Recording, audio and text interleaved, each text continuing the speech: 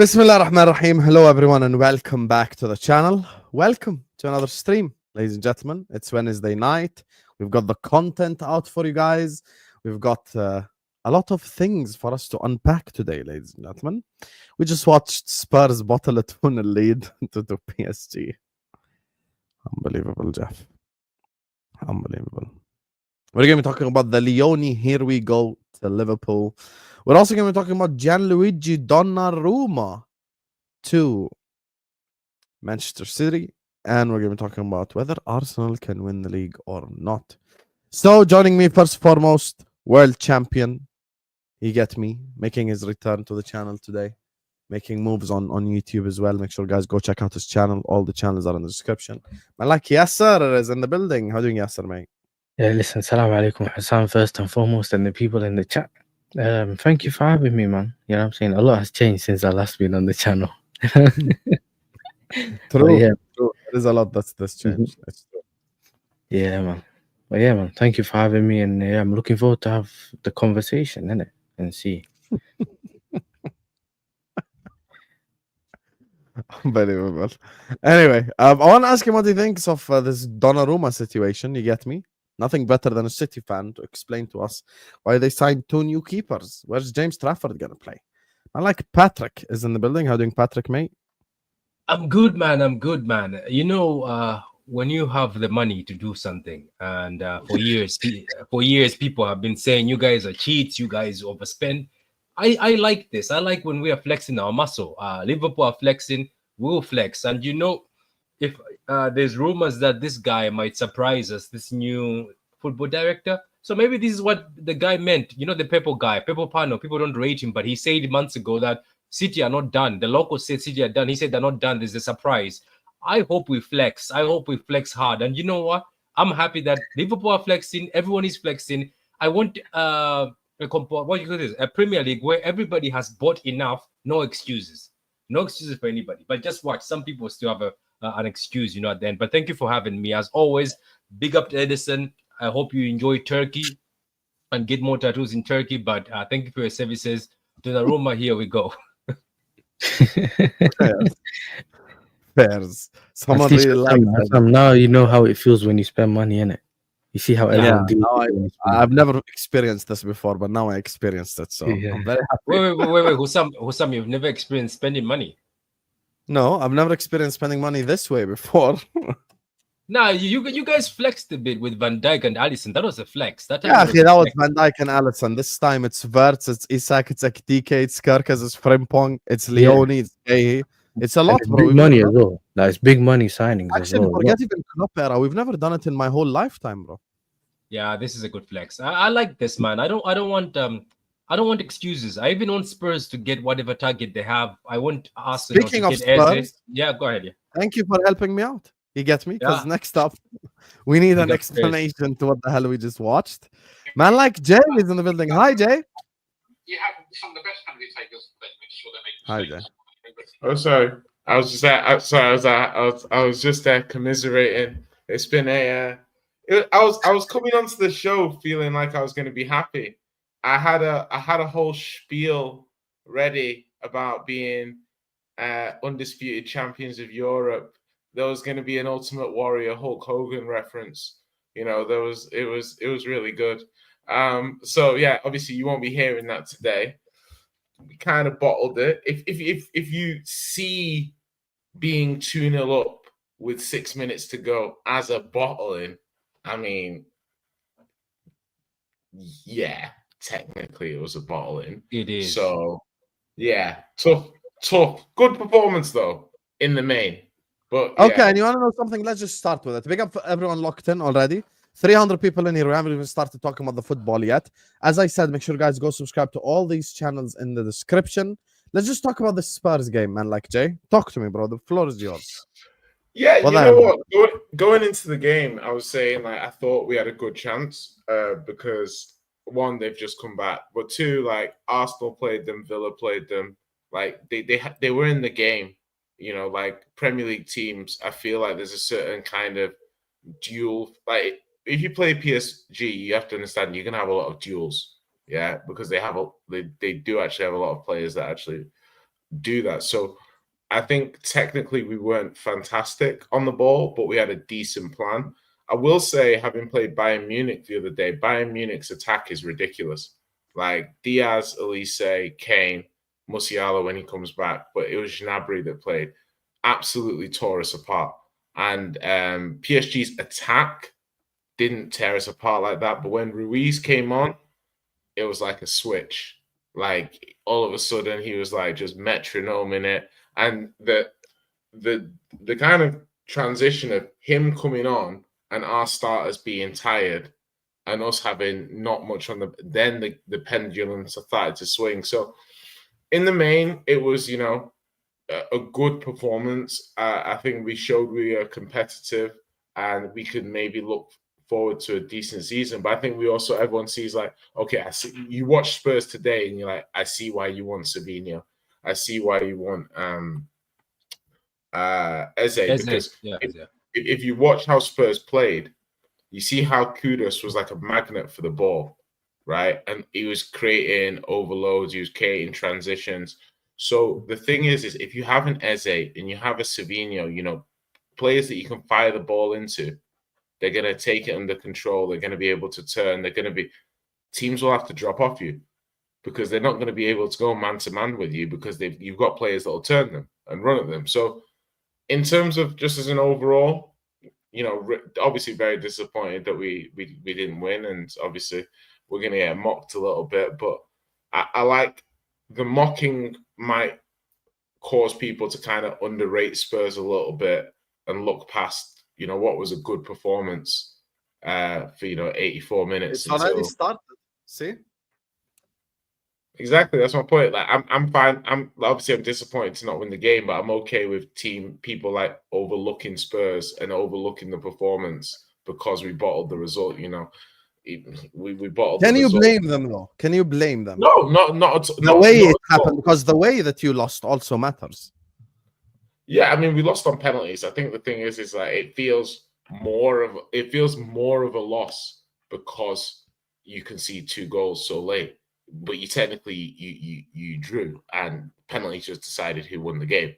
Do you know what I mean? So it's like it wasn't like you went from 2-0 to 3-2. So all that sort of stuff. But again, winners write the narrative, and you know where losers explain, winners celebrate. So as I'm a loser tonight, you can see there's a lot of context flying about. There's a lot of breakdown.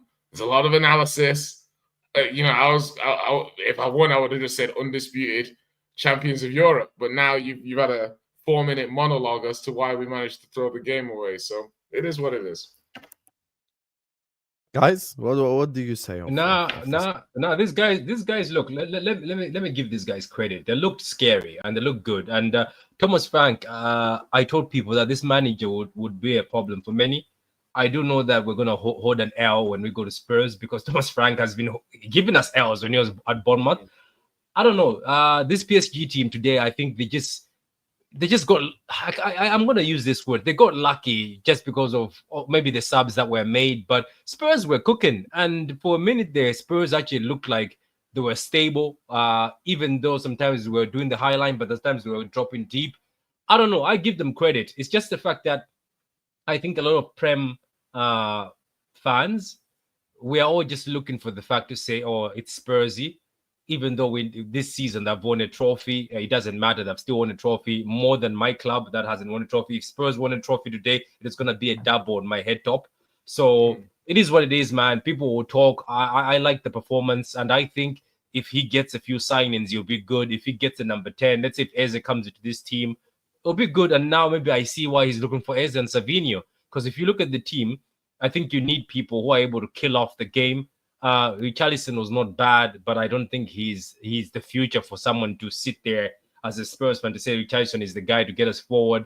But look, just imagine Savinho cooking from the left-hand side where he's stronger, not like at City where he gets forced to the right-hand side where he has a weaker left foot. So it'll look good for you guys, man. Jay, you have to be proud. It's just Patrick. Just before you go into Yasser, just new quotes just come in from Thomas Frank. What did he say? And he describes Tottenham's performance against PSG as a special operation that he started planning the day after the defeat to Bayern. In medical terms, the operation succeeded, but the patient died. So that's what Frank had to say about our performance today. I'm gonna call out Patrick Which here I because think I is feel like like a modern remix of he coached a 2-0 win. Do you know what I mean? Like it's like it's a modern twist on it. I'm gonna call out Patrick here. There is an alternative reason why you're doing this whole Savinho thing. You ain't gonna come here and bullshit. No, you're a liar, mate. And I could tell by the way that you said it, because you're trying to like slyly say, "Oh yeah, I could see why they want Savinho. Oh, I can see." We know why you're. No, you're a fraud. There's a reason why you're talking about Savinho to Spurs. You want Rodrygo to join your club. You ain't gonna fool us. No. Like genuinely, like I told a lot of City fans that look, the number 7 jersey is empty at Spurs. I'm also looking at the way in Savinho's eyes, because some people are heartbroken at City. They're like, how dare he agrees to this? How dare he wants to go there? I was like, Son is not there. And Pep Guardiola, which is quite funny, is he went in the media when we beat a team, and guess what? Doku and Savinho swapped the wings themselves. Doku went to the right where he's always very good. Savinho went to the left and they were cooking. And he goes to the media and they asked him, oh, why did the two swap? He's like, oh, because they both like playing opposite flanks. And yes, they performed very well. Next game, he dropped Savinho. And the other game, he dropped Doku. Just as I think it was a bit of a punishment to say, oh, you did that. So for me, I'm looking at Thomas Frank, who's going to use Savinho very well at the left, where he cooked at Girona. All the goals he scored at City are left side. Imagine. Surprise, surprise. So I see what he's looking for. And at the end of the day, I think as soon as they put Eze and Savinho in that team, they look serious. Like Spurs look serious. It's just unfortunately that the other signing thing did not work for them because they went the wrong way. They did not approach the other team the right way with Morgan Gibbs wide. But getting Eze, I think, will be a flex. And as I said, Thomas Frank is a very difficult manager to beat. Let's not forget how Brentford were difficult to beat before they started selling their players. They sold their keeper and sold a few people. So look, I'm with this. I'm not trying to sell because of Rodrygo. Let me tell you something, Hossam. There's a feeling inside me. Out of excitement, I want to see Donnarumma and Rodrygo at my club, but there's a feeling inside me this will be one of those Sanchez things where Sanchez went to United and where we just get used by agents. I have a feeling that we'll end this window and none of them will be at the club. I just have this other feeling deep down that this Rodrygo and Donnarumma is too good to be true for them to show up at City. So look, I'm happy for Jay, man. I know a lot of people are saying it's Spursy. Why are you saying you're happy for Jay? They lost. They played good. They looked positive. They looked stronger than they've been. They look like I think Patrick. The thing is Pete like saying so like little growing Spurs. Like, oh, you look good, but you lost. But the thing, but that's the thing. Why are we acting like it was Palace in the final? It was Spurs. But Hossam, if you look at like Paulinho, he's not fully fit yet. Like obviously Kudus has just come in.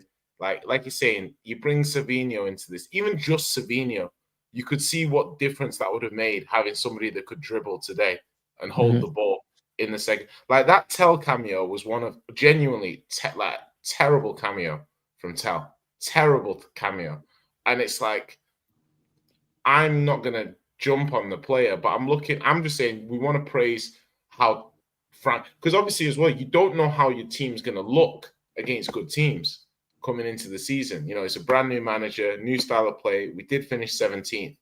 You're acting like I know exactly how the team's going to be. I'm flying by the seat of my pants here. I have no idea how we're going to look like come Premier League, but these kind of results in preseason and today, I'm a bit like, okay, but we lost, you know, like, so I don't want us to start going back into, I don't want to say Arsenal, but, you know, I don't want to praise a good performance.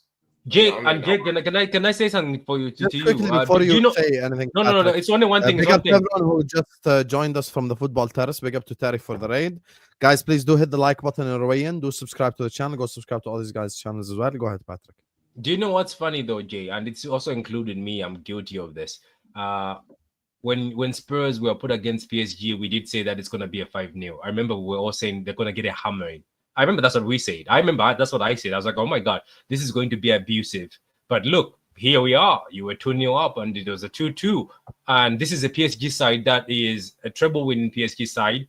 It's been performing. Yes, they lost the Club World Cup, but who cares? They have been the team that everybody has been flexing as the best. So you guys give them a run for their money. So this is a positive to take out. Same way as Chelsea, as I told them that after the Club World Cup, it's a positive for them to take from it. So congrats, man. If I were you, I'd be happy, man. Forget the pens. Just be happy. You've got a good future. You might not finish 17th. So everything I said is correct, and you're just gaslighting. So you're basically nil-broing Spurs, and you're saying be happy despite the fact that you were 2-0 up with 5 minutes to go.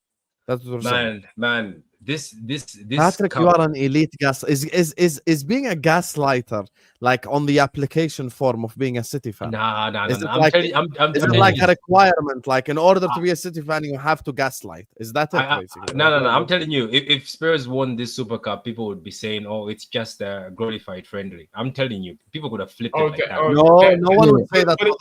Patrick, it is a glorified friendly. No, it's not. We are being honest, Patrick. No, it's not.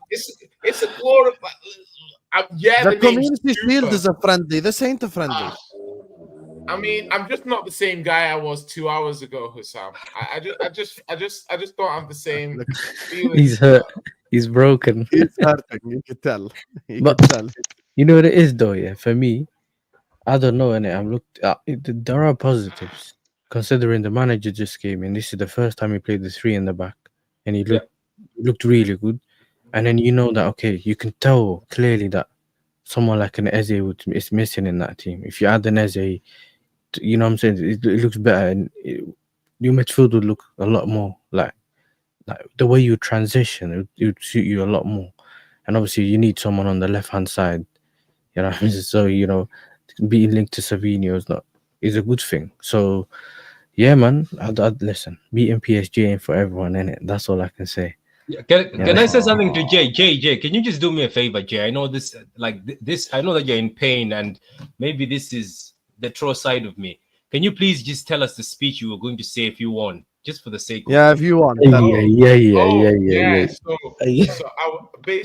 I was pretty sure I'd get some resistance from saying that we were undisputed champions of Europe. Yeah. So it was going to be a little monologue about how we were reigning, probably defending, because obviously we were going to run it back potentially in the Champions League, because winning in European competitions is what we do now. Do you see what I mean? Then when I got some resistance, I was probably going to say something along the time. Well, when Ultimate Warrior and Hulk Hogan fought, and Ultimate Warrior was Intercontinental Champion, and Hulk Hogan was World Champion, and Ultimate Warrior won and became undisputed World Champion, no one was pushing back on that. So I just feel it's disingenuous for people to disagree with this point. You guys were robbed of a generational rant. So yeah, it's a shame. Now, for me, the only thing I was gonna say is, if you man had won that Super Cup, we'd have to have the conversation about what color North London is. Oh, you know what I mean? That's the real conversation that we would have. What phase is Thomas Frank? Stays red. What phase is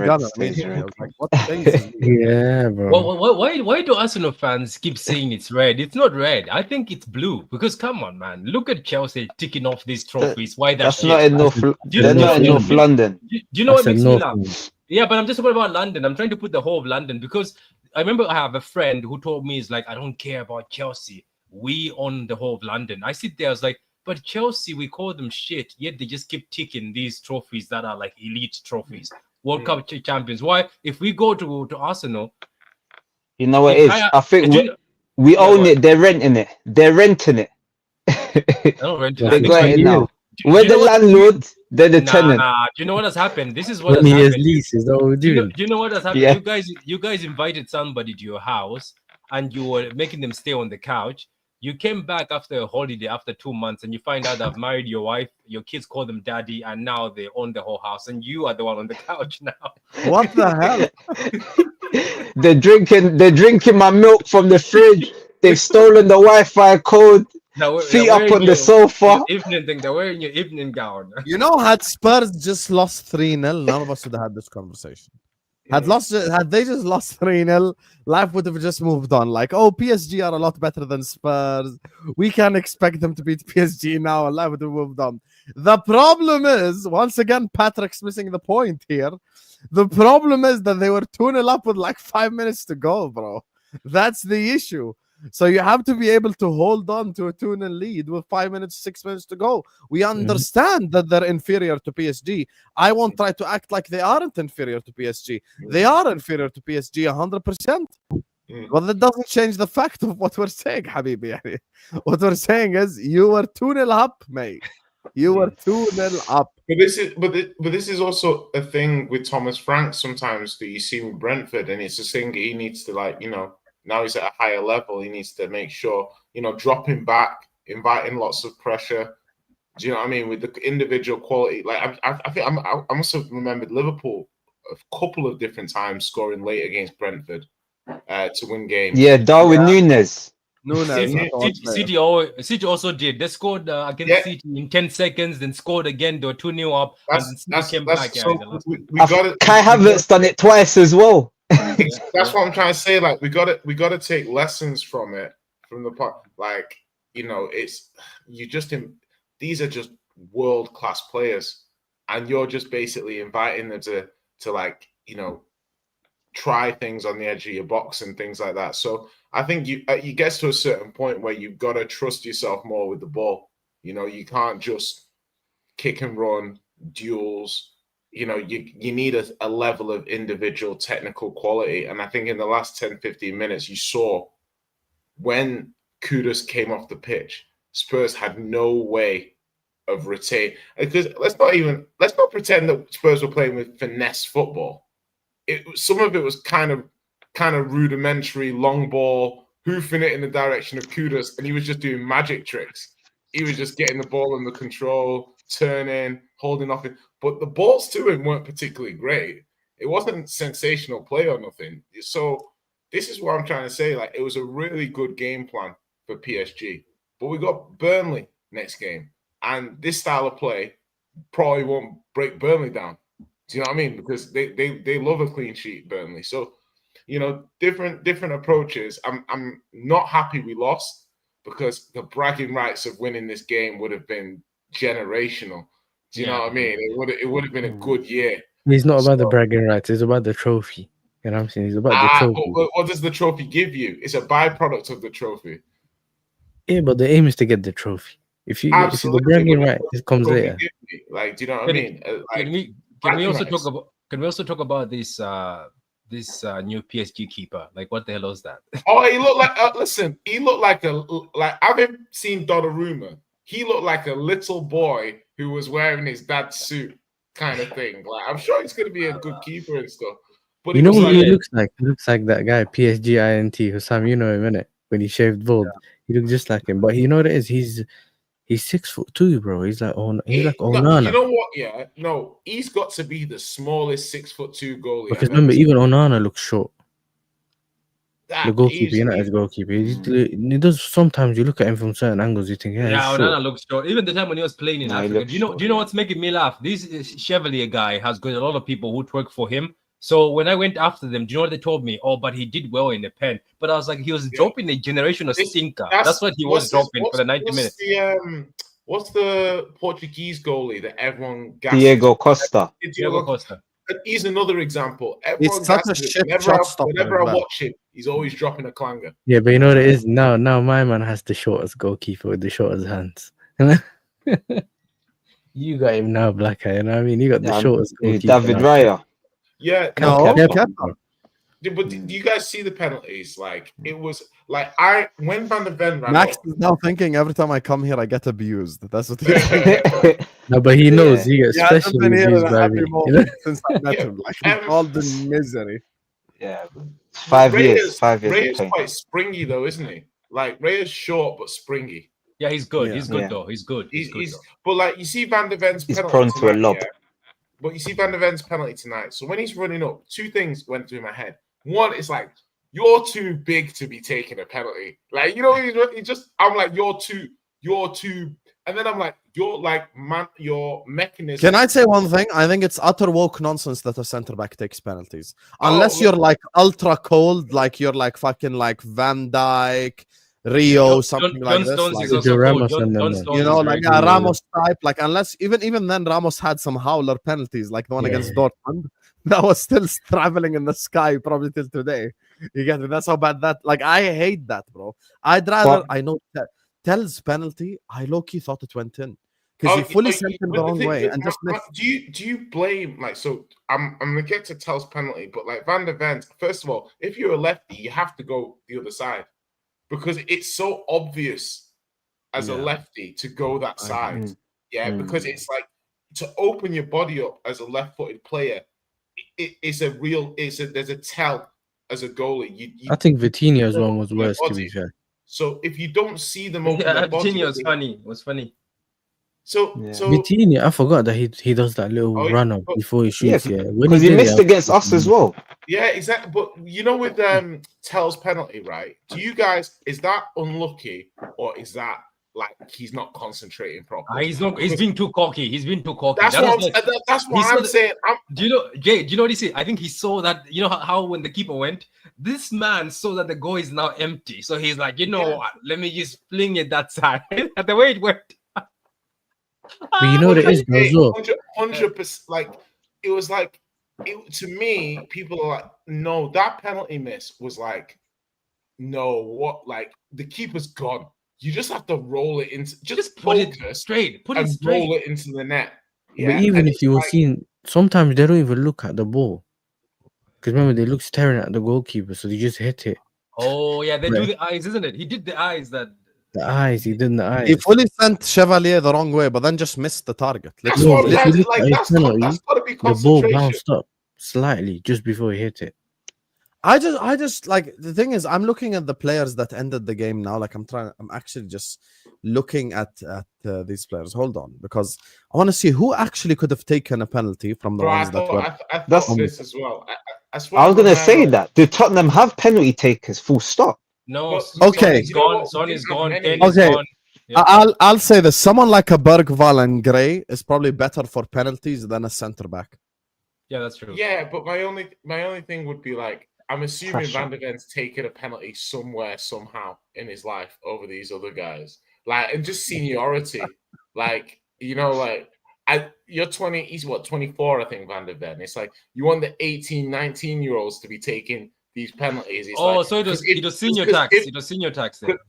I know that like Spurs like really like hung on as much as possible, but at the end of the day, we must keep in mind PSG probably play low blocks like every bloody week, bro. Like it ain't like this ain't like a new thing for them. They've unlocked hundreds of low blocks before. Like this is not a fresh experience. Oh wow, we're playing against PSG as well, Sam. Yeah, is that they can sit back. If you sit back against them, they'll man high line. They'll play. They do what they want. To give them time on the ball, whatever. If you try to hit them on the counter, or you try to play a high line, they're running behind. So you have to find a specific. I think the game plan was right. They just couldn't hold on at the end. But the thing is, like the level of performance, like it's just the players were just fucked. Like it's not easy to keep Doué and Kvara like quiet, regardless of how much match fitness they have. Yeah, the fullbacks had them like, and then they'll come. Paulina's come off, Kudus has come, and I feel like you see there's a big like Paulinia to Gray, huge drop. Kudus to Tell, huge drop. Do you know what I mean? So you're starting to see, and it's going to be better. It's better for Frank to be seeing it get pammed by Bayern. Comes up with the game plan today. Lose narrowly today. See where the gap. I much prefer it this way. If I must lose, do it in preseason. Improve the squad. Buy some players. Like now, all the fans are looking at the board and Levy and say, look at what he's able to do with this. Like, give him some more. Give him Savinho, give him Eze. And then it'll be like, watch him cook. Like Patrick's saying, like, are you honestly telling me Kudus, Eze, Savinho in the same team isn't a huge problem? In that instance, I might even start Richarlison over. Nah, you can't. He has to go. Get him gone. Hey, Richie had himself a game tonight, didn't he? But he looks like one of those He's players. also been a better penalty taker than some of them. Have some shame. London will always be blue, is what Tapello's saying. In order for London to be blue, you need more than 6 league titles. Less league titles than Sunderland. Tapello, are you wearing a leather jacket in Africa, man? It's hot, man, my brother. It's hot, brother. Patrick just notices the most random thing. That's how you wearing a leather man. jacket. He must be Congolese. He's Congolese, Yeah, definitely. man. Nah, he's South African. I'm That's from 14 rand man, right there. man, I'm from Malawi, man, and if I wear a leather jacket, my God, man, that day you're cooking, man. That leather jacket will be cooked anyway, man. It's stuck to your skin, you know. It will. Tell really thought he was too good for Spurs. I think Tell is someone I've noticed this watching like Spurs content creators and just kind of Spurs fans talking in general. Tell divides opinion in the Spurs fan base. Some really rate him highly and believe in his potential, and some like just don't rate him at all. At all, by the way. Like some just think he's shit. So like he's someone that divides opinion, but he's too young. He's still 19, so we'll see what this season brings. But you know what it is? It's twofold. One is the squad building. Okay, so why do you have Tell and Odebear at the same time? Yeah, and now you want Savinho, but you only bought Tell 2 months ago, so it's like. But that's not his guy, isn't it? That's not his guy. No, but he still rubber stamped that when he's coming in, because I think Frank was still here before the deal was done. So Frank had the opportunity to veto it and didn't. Maybe he didn't want to rock the boat. But I don't think it's a coincidence that he's worked with Tell for a month and now he wants Savinho. Yeah, even though Tell's meant to be a left winger. Yeah, Sasha. And I think the thing for me is, I remember seeing Tell a couple of years ago, and this kid was on fire. I would watch him, and he would be the player he is now is a shadow of the player he was a couple of years ago. He scored against Man United and in Champions League as well. Yeah, exactly. But he looked a different. He had an extra clean ball striking. Exactly. He had an extra yard of pace. He had a little bit of there was just a bit of. He had a bit of magic in him. Like, to me, I don't see that player. And the thing is when I see the life drain out of a player, it can happen quick or it can happen slow. You can get and you can very easily be in a Dele Alli, Mason Mount type situation, because when you're talking about promise, and I like the guy, I rate him, I think he's a good player. I wasn't overly against signing him, but I was against the way how you built the squad. But when you bring a player like Tell in, and you say it's about potential, well, when does the potential kick in?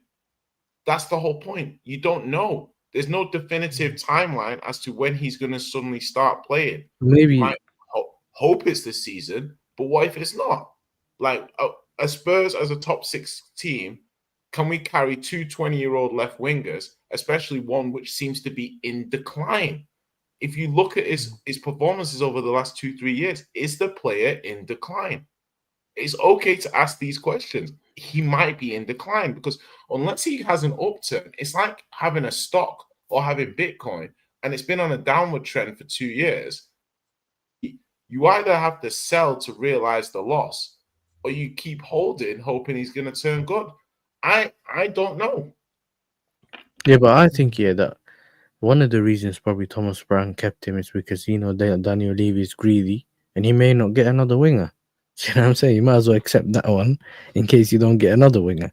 But at the same time, maybe he has also got him, if he did want him, maybe as an extra option. Do you get the point? So if you get Savinho, who is a bit more proven or is a better player at the moment, maybe, Tell's potential kicks in later on. Does that make sense? Where it comes a bit later on.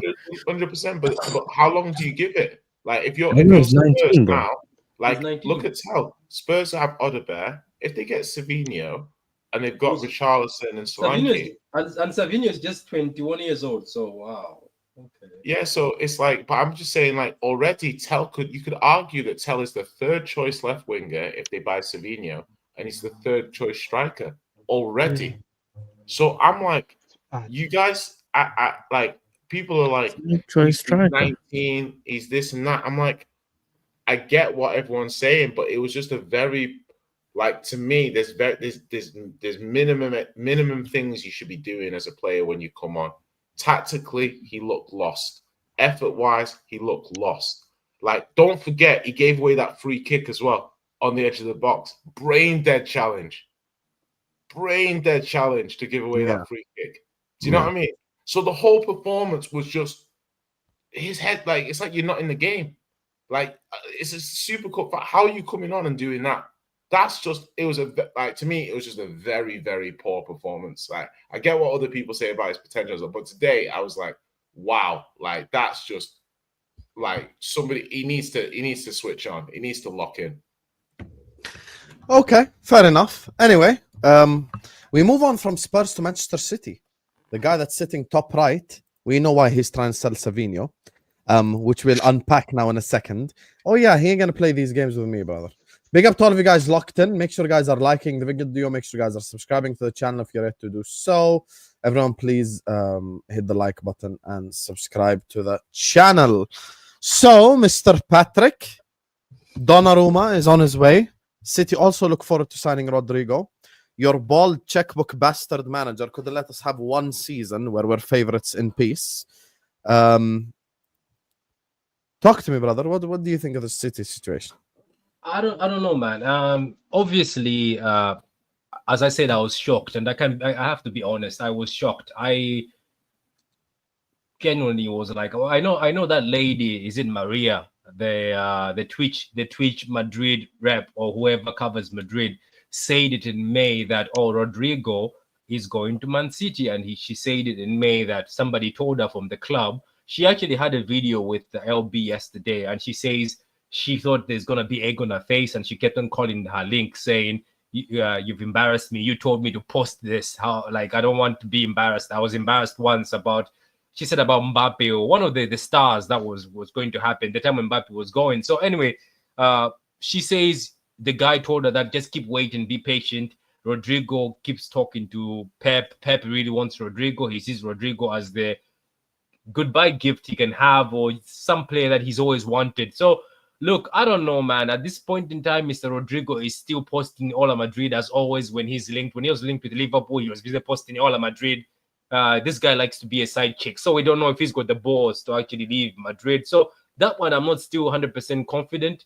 But according to rumors, it looks like Pep really wants this guy and is pushing for him. Then Donnarumma, from nowhere again. I'm pretty sure you guys, even as fans from other clubs, you're like, what the hell is going on? Like, I'm like, okay, we bought Trafford, we gave him the #1 kid. Look, I don't care. Some of the local fans are crying over Trafford because I think he's English and he's that boy. But for me, competition is competition. You're a big boy. If you come here, even if you come here and got the balls to take the #1 jersey, and then somebody comes in like Donnarumma, if you think you're good enough, then compete. Don't start crying and saying, "Oh, what is he going to do?" Poor, like look at that. It says poor Trafford will be on the bench. If he's good enough, why doesn't he fight against Patrick, Donnarumma? you're being disingenuous here.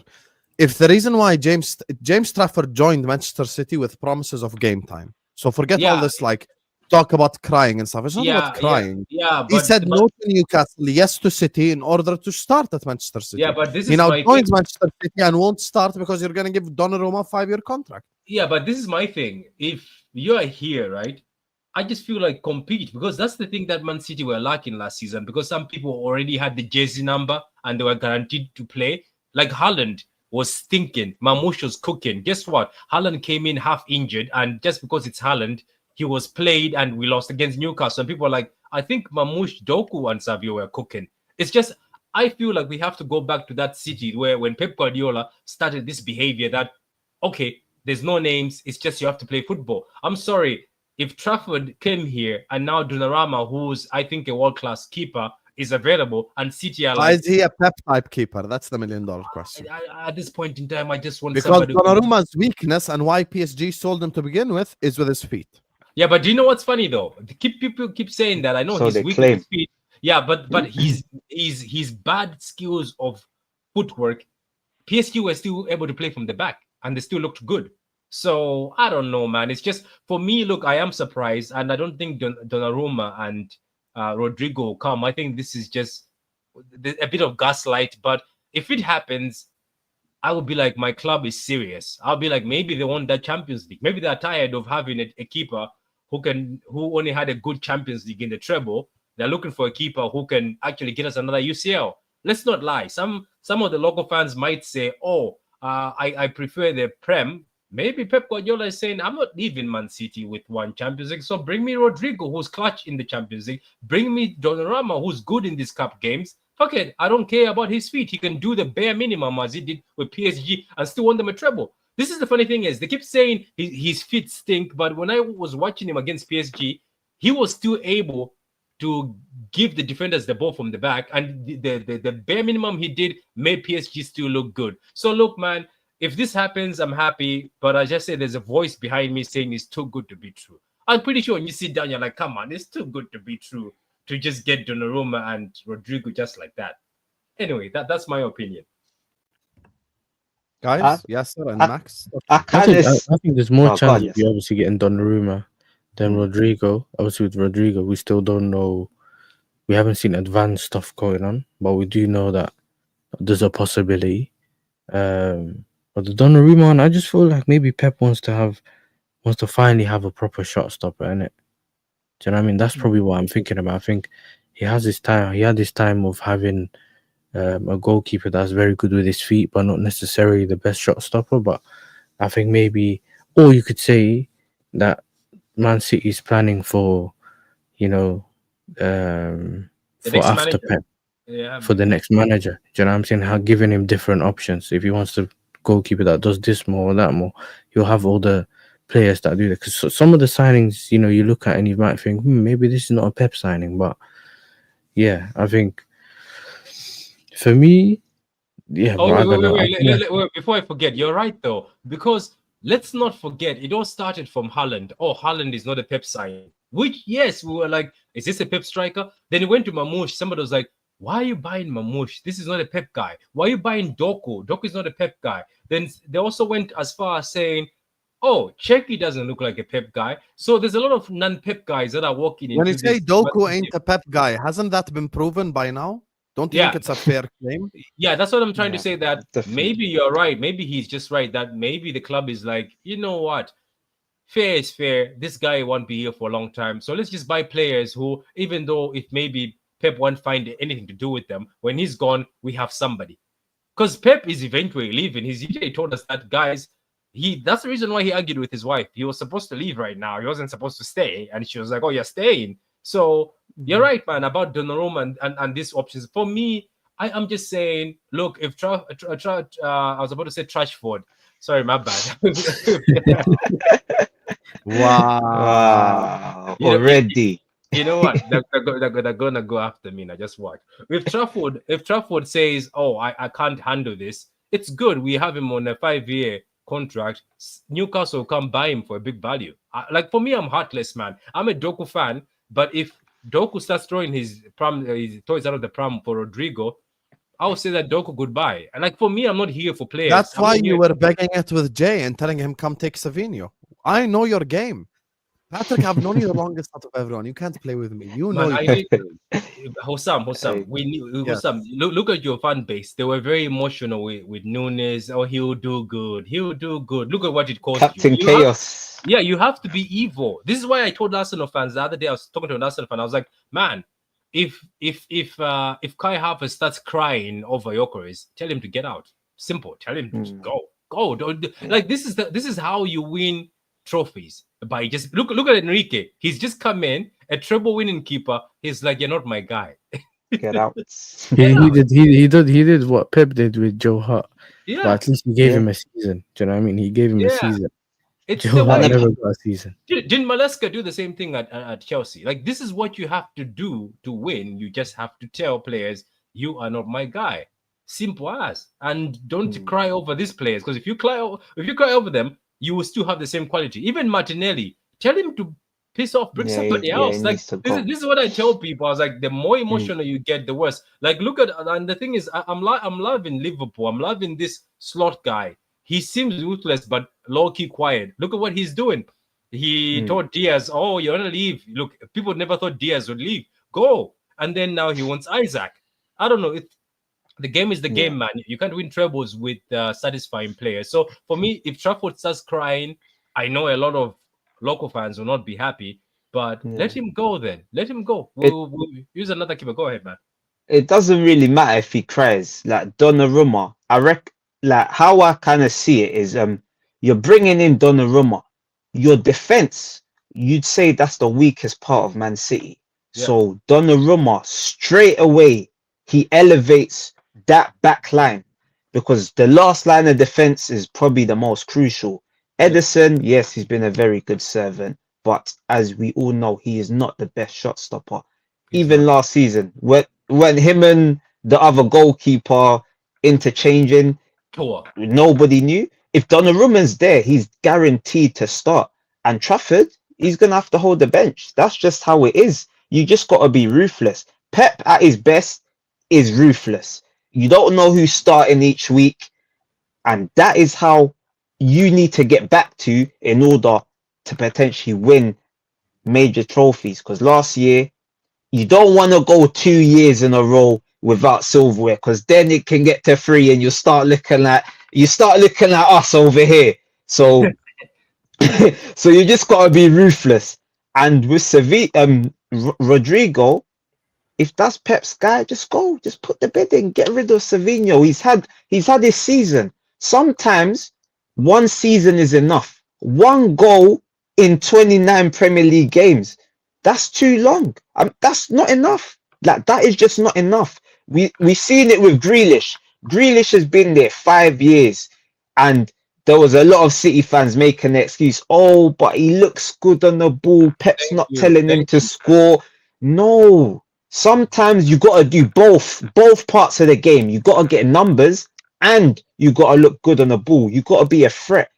So just be ruthless. Savinho's at his time. Doku's at his time. Now, get rid. And you know, sorry, bro. Would you think he's been a flop if he was integral in your team bringing a treble? Yeah, I think it's a flop. And I think whoever sits there and says, "Oh, Grealish was never given freedom," or Grealish was never this, I'm sorry, he's flopped. We paid 100 million. And somebody told me, do you know what somebody told me? And this is embarrassing, Hussam. Somebody told me that when I was arguing with them, oh, but he got marketing deals. I was like, man, shut up. I was like, shut up. I don't care about selling jerseys. Hamza's been doing emergency meetings. Can you imagine? We paid $100 million. 100 million pounds actually for a guy on 300k a year, and because of him, that's why Raheem left, because Raheem wanted more money too, for him to score maybe the worst goal tally ever for, and then the assists are poor. And do you know what people tell me? Because of the I'm sorry, I don't care about that. 1 goal, 1 assist in the Champions League that year as well. You won the treble. 1 goal, 1 assist. No one wants to speak about that. He's a flop. He flopped, and now guess where he is? He's at a team where he's a big fish in a small pond. That's where he belongs. Simple as.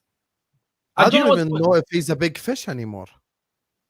I think at Everton he will be given the keys. I think they'll just say, nah, I wouldn't say he's a big fish. Big he's fish. He's a drunk fish. That's what he is. Yeah. Big fish in a small pond. I'd say maybe he's like, you know, maybe who's a great example? Like maybe Buemo at Brentford. It's a big fish in a small pond. You know, like Buemo at Brentford, Eze, you know, player like that. That's Olise as an example before Eze.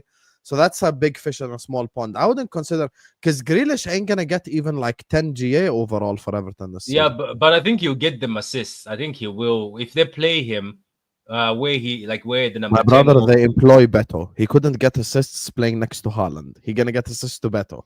You know what though? Let me just say this. For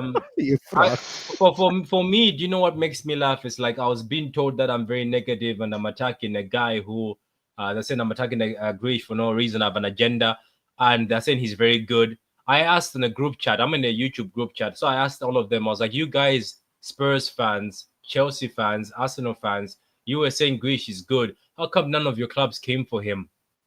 And he was being given at a very cheap price. How come none of you showed up? They didn't show up. None of you even say we're interested, because everybody knows that maybe this fella is not good for the big squad. He's good at Everton, he's good at Brentford, and those teams. It's fair. Look, people don't want to take the risk with Grealish. That's the thing, because all these managers now have, let's say Michael, for example, yeah, he would be the oldest player there.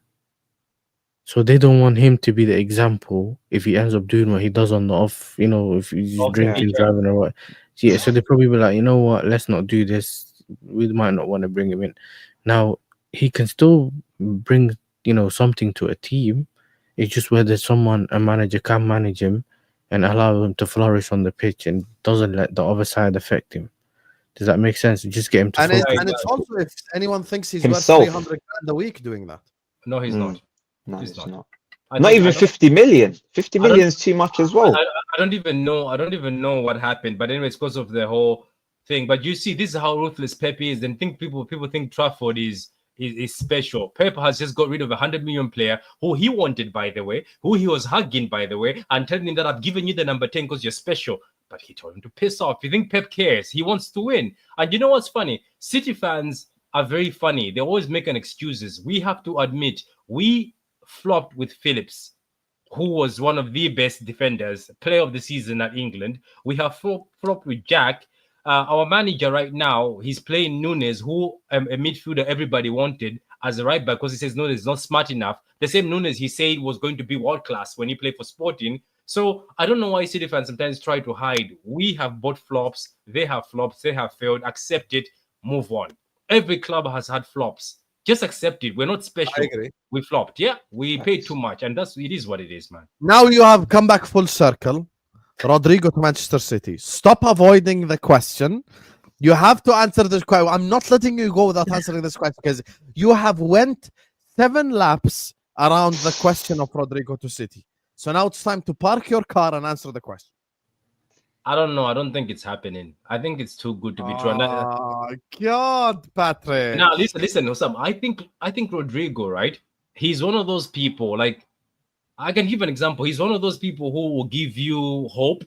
I think when he's angry, he wants to leave, but somehow then he looks at it and say, "Oh my God, I'm a Madrid player. I want to stay here." Because why the hell is you're linked by Liverpool? Liverpool are showing interest. That's when he posts Hola Madrid. He's linked with Arsenal. He did the same thing again, Hola Madrid. And this time he's linked with City. It's becoming serious. He's writing Hola Madrid again.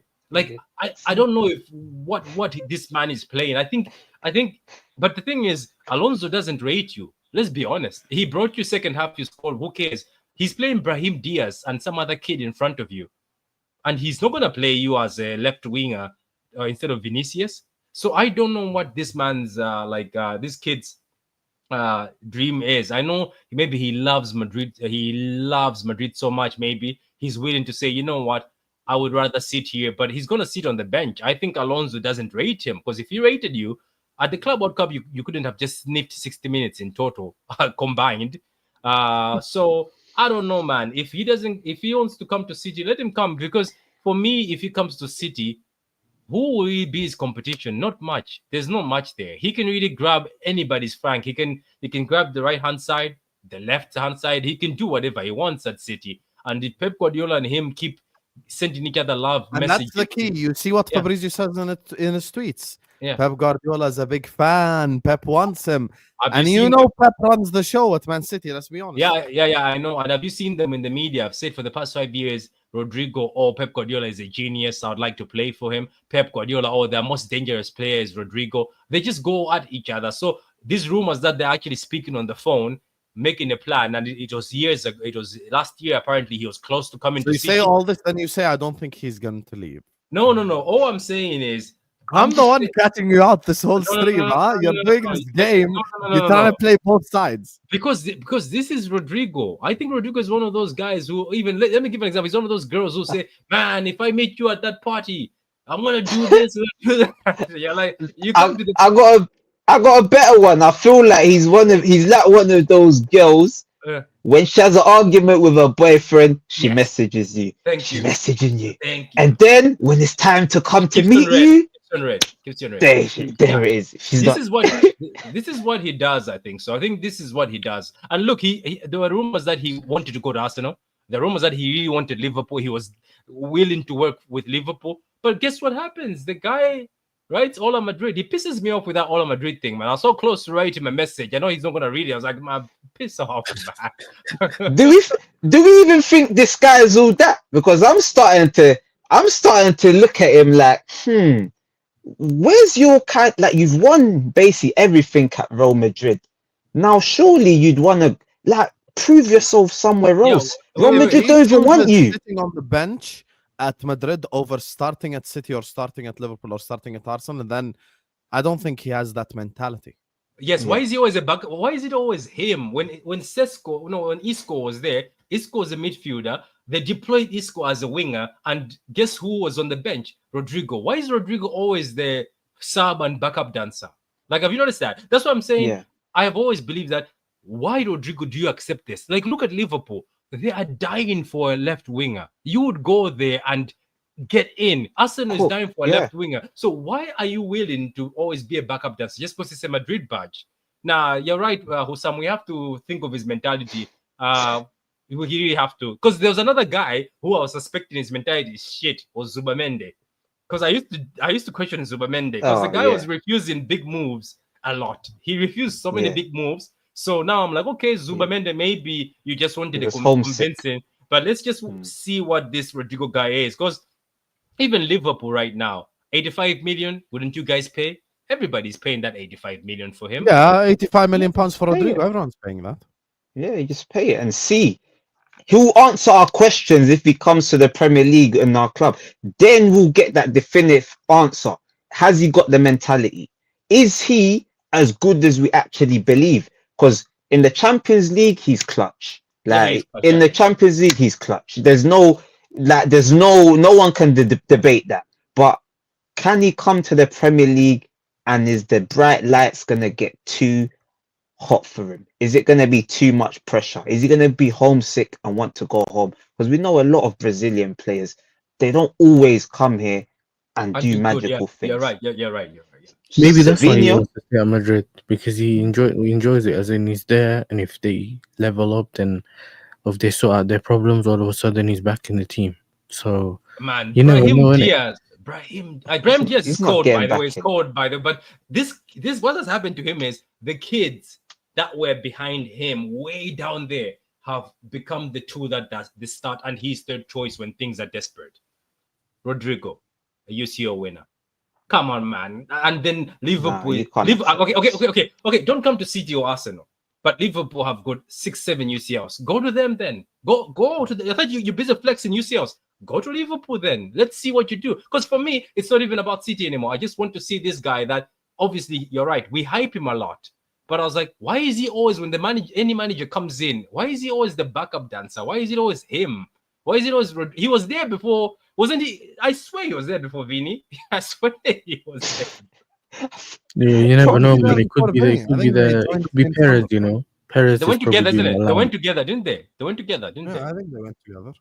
And by the way, I wanted to ask a Probably, question, yeah. and I don't want like it's not a racist question, but I've always wondered: is Rodrygo really Brazilian or is from Sri Lanka? Like I'm just asking. Somebody told me he is from Sri Lanka. Somebody did tell me that he is. He is. Somebody told me that. Stop it.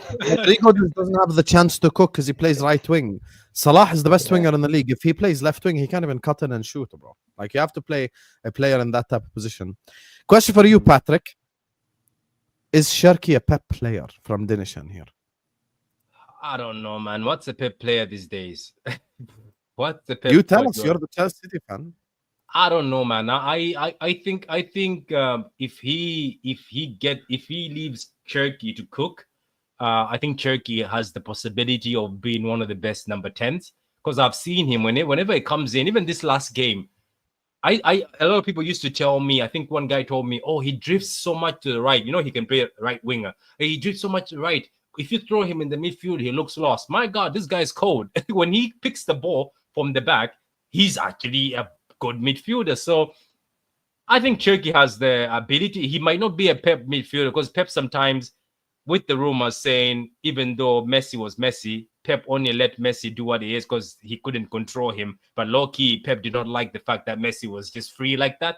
So even KDB, Pep did not low-key like how KDB sometimes is just free. And KDB said in an interview, I don't care what managers think or people think. I'll do whatever I want. That's how I play. I think that was a slight thing at Pep. But Turkey, Yeah.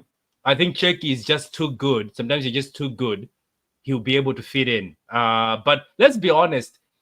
you and me, Hussam, I don't know if you agree with me. We've really done the opposite. Wirtz should have gone the other side. Cherky could have been a Liverpool sort of player. We've just shut up.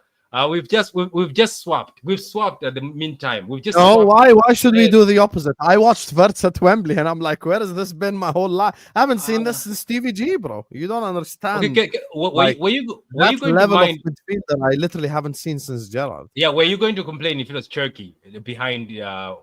Maybe at the start of the window, I thought we were that Look broke at him. He's club. good. He's Now I have the money. You get me? I didn't realize I'm rich like this. You get me? So it's a different debate. What They you found guys see? oil underneath Anfield. You know Yeah, what I mean? what do you The guys see? stakes. What do you guys see from the outside? Do you think like Cherky is a Pep guy, or you think this guy needs too much freedom? Does he have work rate off the ball? Because He's doing it at City. At City, he's running. Maybe because it's Pep Guardiola. Yeah. So maybe he'll turn into a Pep player. At the beginning, doesn't seem like a Pep player, but if he wants to play, because we know Pep, if he's not doing what Pep requires, he's not going to play. And it's just 30 million. It's just 30 million. Yeah, exactly. There's no You know, for problem. me, you know how I look at it? It reminds me of Mahrez in terms of he's got the ability. Is he going to do the work that Pep wants him to do? If both goes together, then it could work perfectly fine. Because then if things aren't going the way it's going, the player can take the individual. He can do his like the individual brilliance. You still have that on the pitch. You don't just want to play to be a robot, and then if things don't work out, they don't know what to do on the pitch, innit? So yeah, he loves one guy. He loves one guy though. It's becoming obvious. There's one guy. I think that's his guy, and that's Reinders. Tijani Reinders. He seems to love. Reinders a baller, bro. I love Reinders. You know what I mean? Reinders is definitely a baller, 100%. I think Cherky will fit in well at City just because he is technically supreme. I love certain players, but if they have to go, go. I agree with you, Fonzie. I think there's only a couple of players. Like, just from a tribalistic fan perspective, I'd love to see like Salah and Van Dijk just retire at Liverpool, because it's very rare nowadays to see that. You know, maybe like at the end of their career when they can't run anymore, go like play in Saudi or in the MLS or some shit. But other than that, like, you know, I'd love to see them retire at my club. Anyway, speaking of something, Hussam, before I go on to ask you something, Hussam. Yes. Let me actually segue the Liverpool section. You get me? So I'll give Patrick the mic. Big up to all of you guys locked in. Still 800 people in here. I appreciate every single one of you guys. Please do like the button. Please do subscribe. Big up to Lex as well, who joined us on very late notice. So I appreciate you as well, Lex. All the channels as well, reminder, are in the description. Lex's channel has been added as well. So Lextimate, True City Fan, Max and Yasser's channels as well. Yasser TV and Propaganda Machine, they're in the description. Go give them a subscribe as well. So, speaking of my club, Leoni, here we go today. Looks like Mark Gay, he's headed to Liverpool as well. The Isak saga continues. Go ahead, Patrick. What do you want to ask? Go ahead. Big up to you guys. Gay is, he's injured. I heard it wasn't even an injury. He was jumping with the trophy, so maybe the man faked his injury. But anyway, I was about to talk about this Ekitike guy.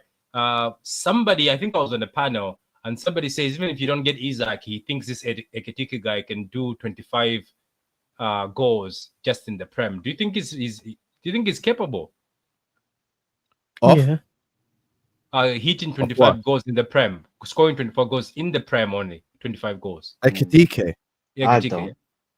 Nah, Ekitike can't score 25. First of all, do you understand that there is not even 10 players in the history of the Premier League who have scored 25 plus goals? Yeah, it's very hard. That's a very small number of people.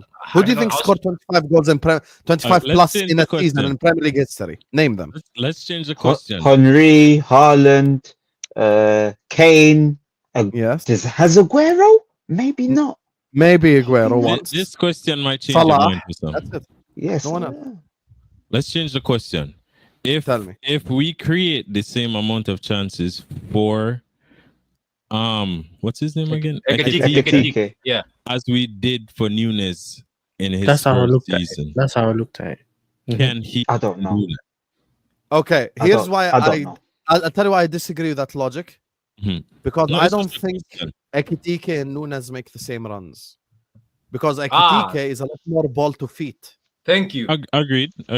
Yes. Mhm. So Ekitike might not, like, he's capable of running in behind 100%, and Salah will find him. But I think he's a lot more ball to feet and get your wingers into play. That's why I think Ekitike is the type of striker to not necessarily score 25 goals, but he's the type to get 25 GA. Like, he's the type to get like Okay. 15 goals, Yeah. 10 assists. 15 and 10. Yes, Yeah, yes, because Yeah, he'll yes. create that for his makes wingers 10. and stuff. That's the thing as well. Like, even if you notice I'll be honest with you, we haven't The seen a game. good striker at this club since Luis Suarez. Like, levels, I mean levels. Some of the layoffs, Ekitike was playing to Wirtz at Wembley. I was like, whoa. The Like, link play was insane. it was insane, that some of his Mhm. link-up play. So he Mhm. might not score 25 goals, but he could get 25 GA, like 15 Yeah, but goals. 10 assists. but let's not also forget, right? I don't want before I go, I don't want to be a hater, but let's not also forget that Dr. Darwin Nunes also came with good link up. He did. No, Darwin never came with a good link-up. He was No. cold. He was cold. No. He was I cold. remember the stream that made me a villain 3 years ago was when I called out Darwin Nunes. Also, Mr. Patrick, how about we not forget something? And I don't have to say anything, I'll just show you. You know what's happening. What is You know what's happening, Patrick. Don't run away from it. What is You know what's happening.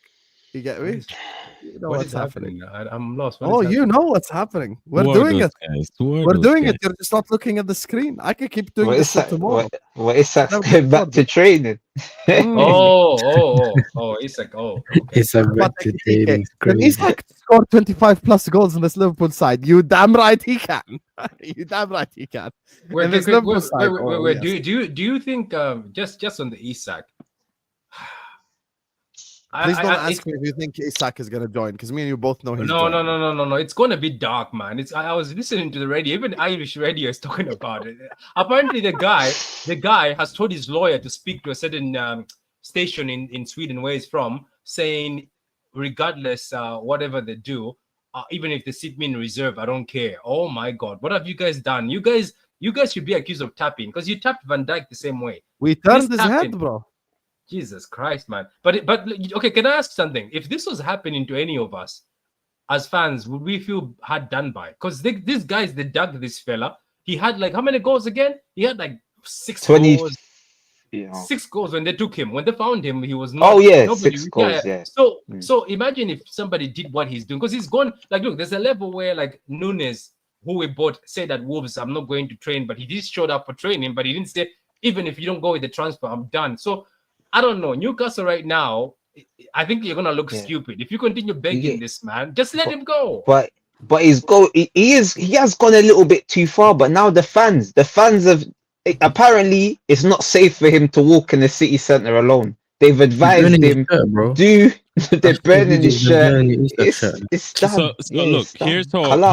here's how I think this entire situation has played out.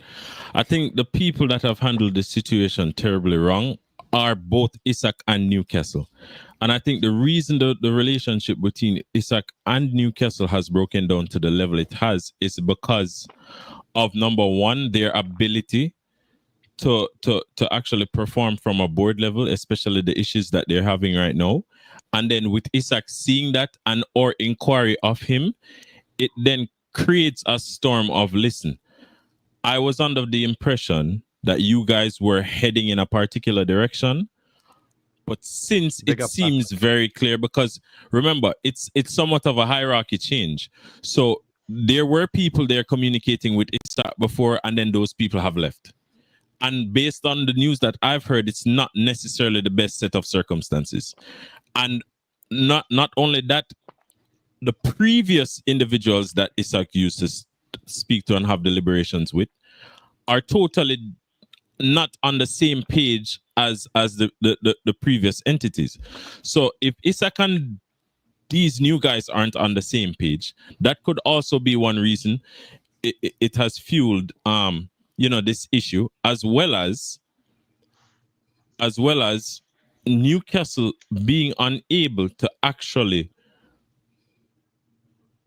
be like, for instance, what would supposedly be a big club. So the reason I said this is because, number one, I think they've made a mistake in trying to go for player targets that bigger clubs have already wanted, because once you enter that realm, you now start to play with the big guys. And unfortunately, Newcastle still aren't quite the big guys. They're still in a little zone where They're a small club.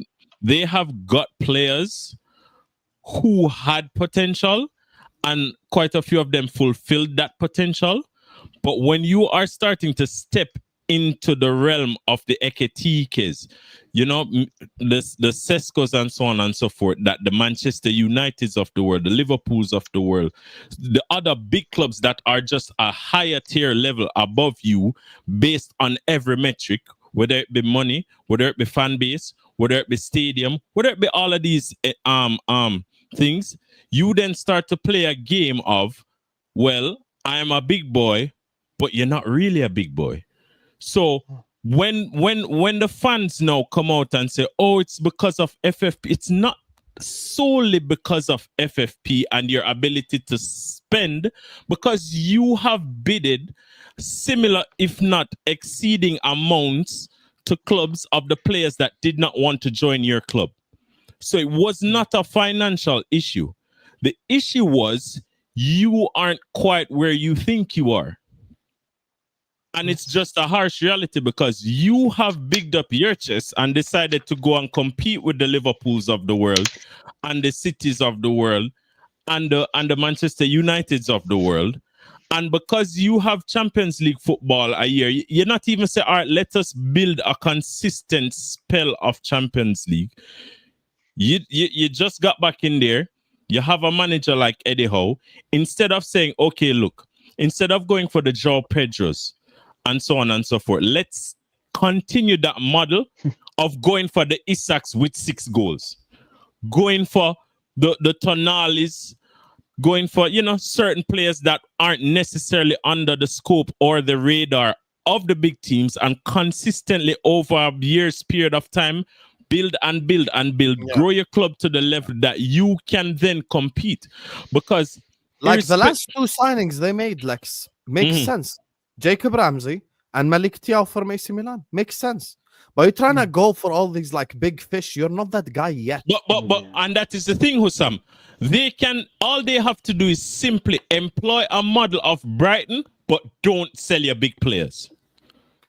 So try to hold on to them at least. But at this juncture, you will still have to contend with. Listen, we are, because listen, I'm a Liverpool fan.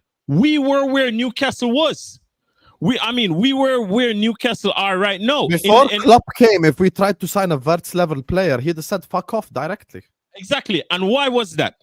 A big part of that was because we weren't necessarily getting consistent Champions League football. We were just bouncing between top 4 mid-table, top 4 mid-table, top 4 mid-table, maybe a league challenge, maybe a Champions League here or there. But it wasn't consistent enough for us to compete with the Manchester Uniteds of the world, because these guys were consistently winning trophies and they were more enticing. They could offer bigger wages and so on and so forth. So what can I prove Lex's point with one transfer window? After we qualified for the Champions League, I think, if I'm not mistaken, Liverpool signed I would say Liverpool signed Wijnaldum and Robertson. I think that was before Salah, while United signed Pogba and Lukaku at the time, and signed in the January Alexis Sanchez. By the way, guys, what Lex is saying is actually so true, because you have to build this up over time.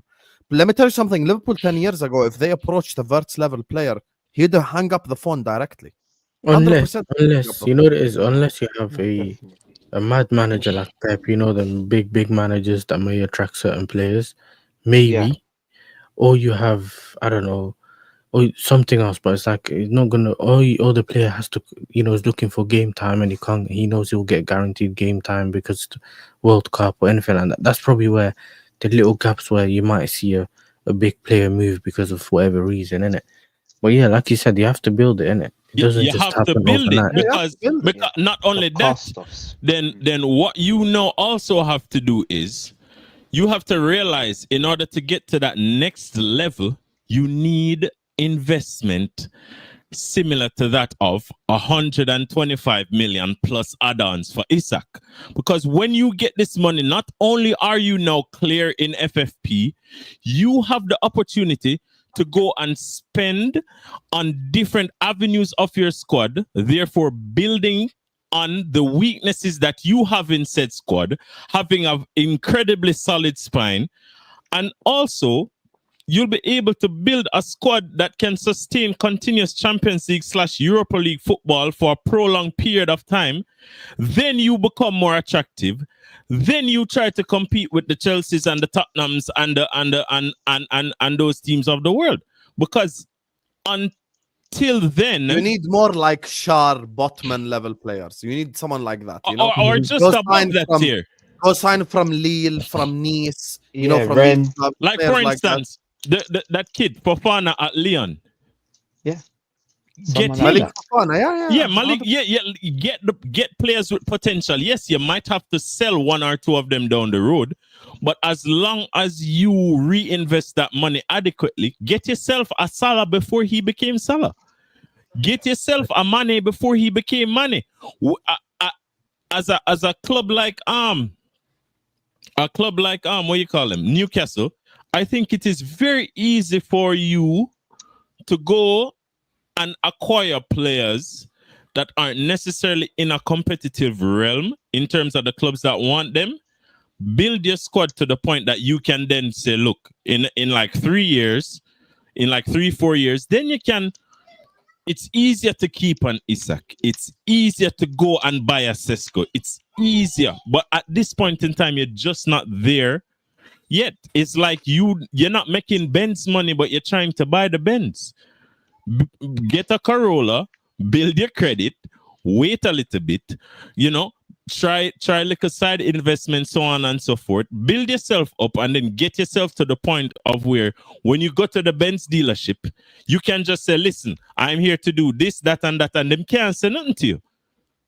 Yeah.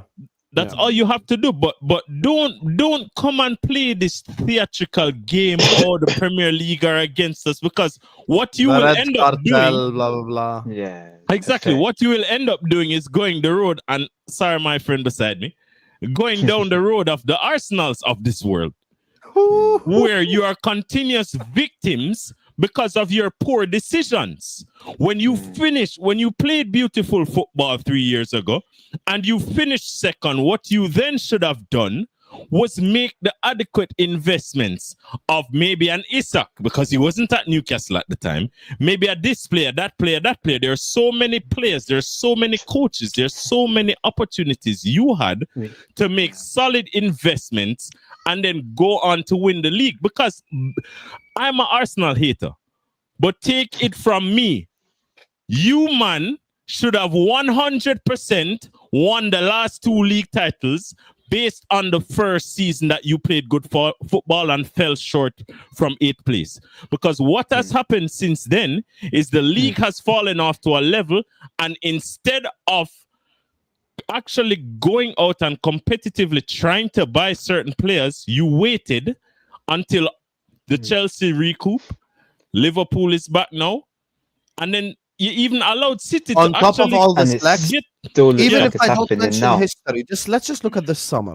Mhm. Habibi, while United were negotiating for Mbuemo and Arsenal made it clear that they're going after Gyökeres, why didn't you sign Sesko then? I need one explanation why in that 2-week period where United were negotiating for Mbuemo and Arsenal were negotiating for Gyökeres, why didn't Newcastle buy Sesko then and there? And I'll tell you exactly what I mean. Mhm. When the Sesko saga was happening, we all read the report that Sesko has personally agreed terms with both Newcastle and Man United. You want to know what that proves to me? Had Newcastle actually went for him then and there, they would have had Sesko through the door a month and a half ago. Literally. Yeah. So they're poor, and this brings me back to all the debates I've probably had over the last 72 hours on YouTube. This is exactly why, in my eyes, Isak is not the villain. If your football club is failing to execute over and over and over again, and you give them more than enough time to find a replacement, then it's not on you, it's on the club, because they have failed. And we've seen them fail multiple times. You know, they got rejected by around 11 players this season, this summer. Yeah. It's Yeah, I've actually never seen anyone get slapped not like that. like in a a ha-ha football. Caicedo type thing. Like, it's a long-ass list, bro. Yeah, It's a long-ass list. Kudus, Sesko, Ekitike, Delap, Pedro. Trafford, Pedro. Oh, it's too Morrison, many. Gahey. Gay. It's too Yo, much. Sam, all of a sudden the Caicedo one doesn't look as bad, you know. No, we got rejected by one guy. Those guys rejected by fucking No. 11. But even In one then, summer. but even then, when you consider the rejections that we've even faced, we've won trophies. It doesn't matter. It doesn't matter. Is Caicedo a Premier League champion? No, he's not. No. He is quality, and I'd love to have him in my team. But Endo has a medal. We do need a tackler, I can't lie to you. No, we 100. To be honest, I'm just happy we're getting 2 right now, and I think because I hear Madrid is coming for Konate. Listen, I don't want to lose Konate, but if that means we go and reinvest that money and buy possibly 2 more DMs or something, then fine. You get me? Another centre back and another DM. We can manufacture things. I don't know. Listen, I'm unfamiliar with what is happening at my club right now. I'm not used to it. I've never seen it. We've made investments before, yes. We've filled gaps, yes. We've fixed things, yes. We did the Alisson and the Van Dijk, but we never did Alisson, Van Dijk with like some star striker and a star cam for 100 mil here and this mil there and so on and so forth. We spend all those years saving the money, and now everyone's upset that we don't have FFP problems and we don't have any issues because we have money saved. What? You man think we were just broke this entire time? No, I used this piggy bank analogy the other day. After the piggy bank is full, it's time to break it and spend the cash. And we just broke the piggy bank and we're spending the cash. Like, be upset all you man want, but if your club didn't, like for instance Arsenal, if you didn't go and buy Wirtz, don't be upset with me. Now people Don't be can't. upset with me. You're can't be about to upset. miss out. You're about to miss out on Eze. Don't be upset with me because you bought Madueke. Don't be upset with me, blood. But people always make excuses. This is what, you know, football fans, a lot of them, they don't like to take accountability. Not a lot of them, bro. Before we speak about Arsenal, because I do want to speak about Arsenal. First of all, Yasser and Max, you haven't spoken in this Liverpool section. What do you make of the Liverpool transfers? Yeah, I think it's very good. I think you're addressing a lot of areas that you needed to address. You didn't spend the money last year, so now you're spending last year's budget. Say you would have spent 175 and then you spent 175 this year. That's in total 350. You're spending it all and you're buying players that you need. You're addressing 2 centre backs. Perfect. If Konate leaves, you've got 2 young, hungry centre backs. He's not too young, but he's got Premier League experience. You've got allegedly the new Maldini, which will be a very good player. You've replaced Trent. Robertson, you've already got a Robertson replacement in Kirkes. It's an upgrade. It's not just a replacement. Yeah. I don't miss Trent. Yeah, you don't need what's to his miss name? him. Frimpong is just a breath of fresh air. There you go. You know what I And then you've got Wirtz. Wirtz was better than Szoboszlai that was playing there last season. And Szoboszlai, he might even step up and shock some Liverpool fans that writ him off and thought that he's no good. He might even up his levels this season. And that's what you need in a squad. When you win, when you win big trophies, you need to refresh the team so that it doesn't go stale. Agreed. And that's what Liverpool are doing. Ekitike, Isak. That is what you need. Diaz is gone. Nunez is gone. Obviously, it's sad what happened to Jota. But Ekitike and Isak, you would say that's probably an upgrade as well. So you're addressing key areas. The last area you might still go get a DM and a left winger. So who said that your business is even done? Harvey Elliott's gonna go. That's gonna bring in more money. Is Simicas gone yet? That's gonna bring in some more money. Yeah. So there you go. So you still got more. I don't think your business is done. So right now, you've done everything you need to do currently, and I feel like you probably still do more to at least go deeper in the Champions League and finally retain the Premier League, which I don't want to see happen before my club. Yes, sir. Yeah, listen, one of the things that I criticized, like Liverpool and Klopp and that time period, was you never built on what you had. So remember when like Fabinho was almost finished, like at Yeah. the same time Henderson. Fernandinho was on his way out. They already bought Rodri. They always built every year, and that's why they retained the title that many times, innit? So to see Liverpool winning, obviously without spending that much money, only Chiesa, all that, and actually now spending the money that they need to spend to improve the areas that they want to improve to make sure they retain the title, I have no issues with that. I've always said that once you get to the top, you now have to try and maintain that and stay on that level to make sure that you're ahead of everyone else, and also you're prepared for things to happen, and also to sometimes bring a bit of unpredictability.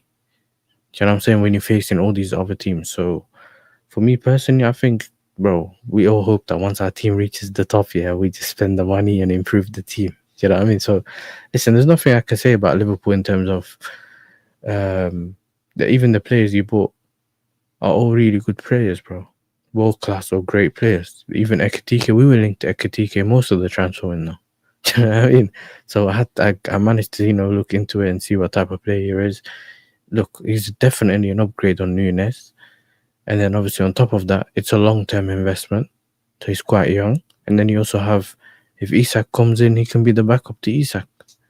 The only thing is, Sam, you going to play 4-4-2 or what? No, we ain't gonna play 4-4-2. I stick by that. But Let me read these two supers Yeah, before yeah. we end on this Arsenal situation. Big up to Mr. Perfecto. Says no Ederson in training today. Donnarumma looks set. Donnarumma is a very good shot stopper, but I don't know if he provides what Pep wants from a goalkeeper. That's the only question I have over him. Big up to Iron Swan. Says Sam, what if all those strikers rejected Newcastle because Newcastle don't want to really sell Isak? Ilanga signed, right? Why? He's a winger. That's low key what Craig Hope and Keith Downey were alluding to with the reports, talking about stuff like, we tried, but Isak's like, nope, fuck all that, fuck all this, we tried stuff. I'm not interested. I want to leave. Sam, do you I've think given you enough times. If he genuinely, if we're being completely honest here, if he sat down with them and he told them Everton last match day, 3 months ago almost now, guys, I'm going to leave this summer. Find a replacement for me. And Newcastle for the next 2.5 months proceed to fail to execute. How on earth is that Isak's fault? That's why Isak's like, nope, I'm not going to sit up here and pay for your failures, so I'm out.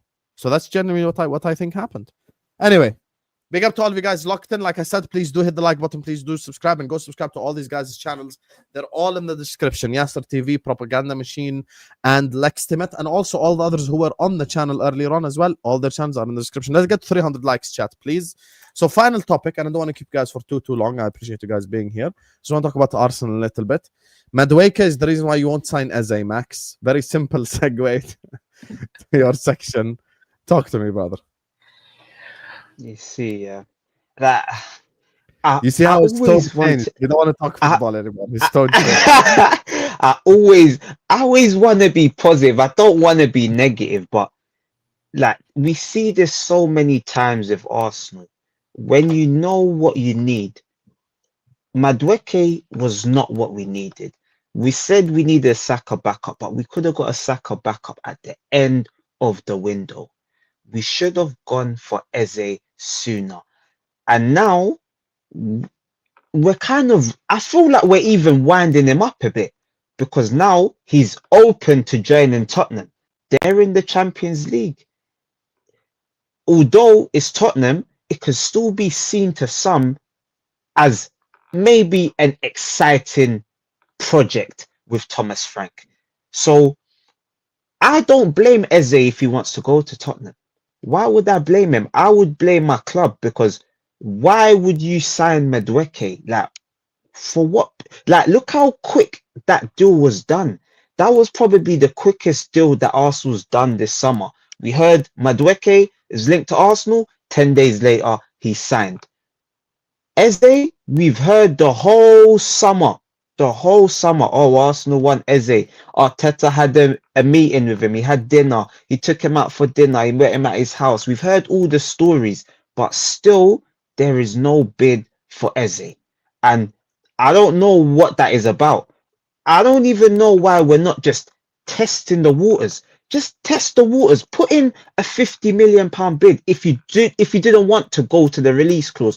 Put in a bid, just like Liverpool did for Isak. And now look, Isak is gone crazy.